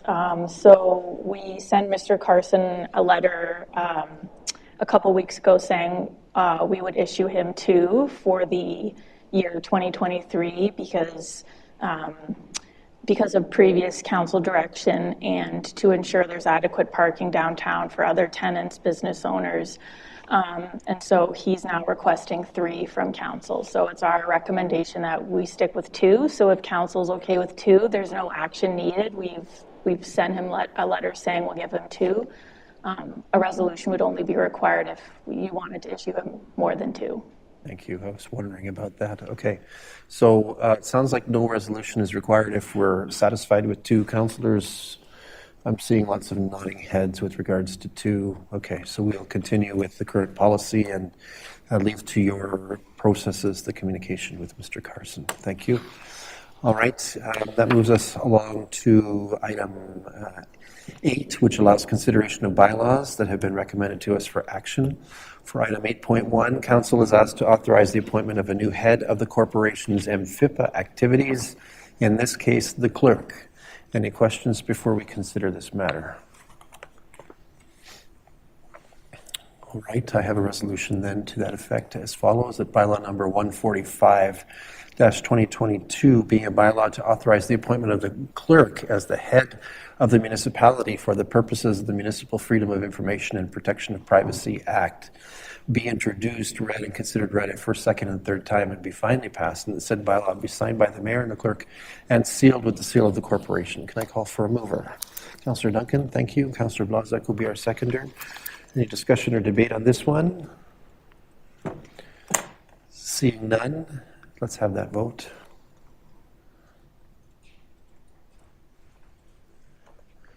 And that's carried. CAO Snell looked delighted for a moment there. I saw that. As item 8.2, congratulations, Clerk Klein. As item 8.2, Council is asked to provide for a drainage works, namely the Turnbull Municipal Drain. Is that right? Or am I borrowing from something else? Nope, I'm very wrong. Okay, good. Good. That was last time. As item 8.2, Council is asked to establish a highway. This one always surprised me. Actually, just a fancy expression for saying that we're gathering up some lands on the edge of a road, and we're not actually putting a highway through Wallace South. That would be a bad idea at this point. So apparently that's what we're attempting to do. Just because it's novel. Mr. Couch, do you mind coming forward and saying a few words about this bylaw? We've done a few of these, but we have some new colleagues at the table who might like to hear why we're putting a highway through. Yeah, thank you. Along some of the lots on the easterly side, there was still a 1 foot reserve that remained. It should have been eliminated through the development process, but was not, so it still remains there. That 1 foot can simply be assumed by the municipality. It's a little bit of front lawn right now behind the sidewalk, and it would simply become part of the road allowance for the future. And that's the process. Usually this is dealt with prior to new ownership and the development of the homes, but we need to clean it up legally. Okay, thank you. This is mop-up action, is what I'm hearing. All right, I have a resolution to this effect as follows. That bylaw number 146-2022, being a bylaw to establish a public highway, be introduced, read, and considered read a first, second, and third time, and be finally passed, and the said bylaw be signed by the mayor and the clerk and sealed with the seal of the corporation. Can I call for a mover on this one? Councillor Anstett, thank you. Councillor Rothwell will be our seconder. You can appreciate, council, that people hearing we're establishing a highway is a tricky thing, and so it's important to have that explanation. Thank you, Mr. Couch. Any questions or discussion or debate? Seeing none, let's have that vote.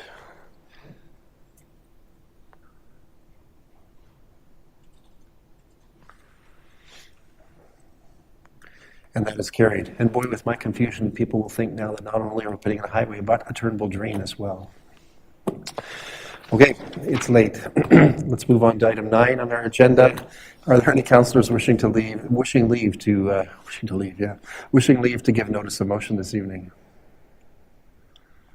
I'm not seeing any indication tonight, so let's move on to item 10 on our agenda. For item 10.1, are there any announcements that would be of benefit to our community or that reflect well on North Perth? Clerk Klein, I don't know if we have anyone still connected through text or WebEx chat, web chat, but if they are, let us know. I'll make one. I think it's quite important to note and congratulate Deputy Mayor Kellum, who was acclaimed as the Deputy Warden of Perth County at the inaugural meeting of Perth County, and we're proud that we're represented there. Thank you. Any other announcements to be made? All right, we're not seeing any indication of that. For item 11, we do not have anything to consider in closed session this evening. That means we have, for item 12, nothing to report. And that means we're nearing the end. Council, as a mandated good practice, acts at the end of, or near the end of its meeting agenda to confirm all of its actions and business of its meeting through what's called the confirmatory bylaw. For item 13.1, I have the draft of said bylaw 152-22. It reads as follows, that bylaw number 152-22, 2022, being a bylaw to confirm generally previous actions of the Council of the Municipality of North Perth, be introduced, read, and considered read a first, second, and third time, and be finally passed, and said bylaw be signed by the mayor and the clerk and sealed with the seal of the corporation. Can I call for a mover on this one? Councillor Johnston, thank you. Councillor Duncan will be our seconder. Any discussion or debate? Seeing none, let's have that vote. And that is carried. And Council, what that means is we've come to that moment where we've completed the deliberations and taken action on the business that was put before us. The first real work meeting of the new term of Council. Congratulations to everybody for their participation and for putting up with me being tongue-tied and losing turnable drains and so forth. Let's have a resolution to adjourn as prepared. Here it is, that the council meeting adjourns at 10:17 p.m. To meet again for general council business on Monday, December 12th, 2022 at 7 p.m. Can I call for a mover on this one? Councillor Blazek, thank you. Councillor Noordam is the seconder. Sounds like a familiar pattern from last time. I think we let both of you do that, if I'm not mistaken. It's not debatable, so let's have that vote.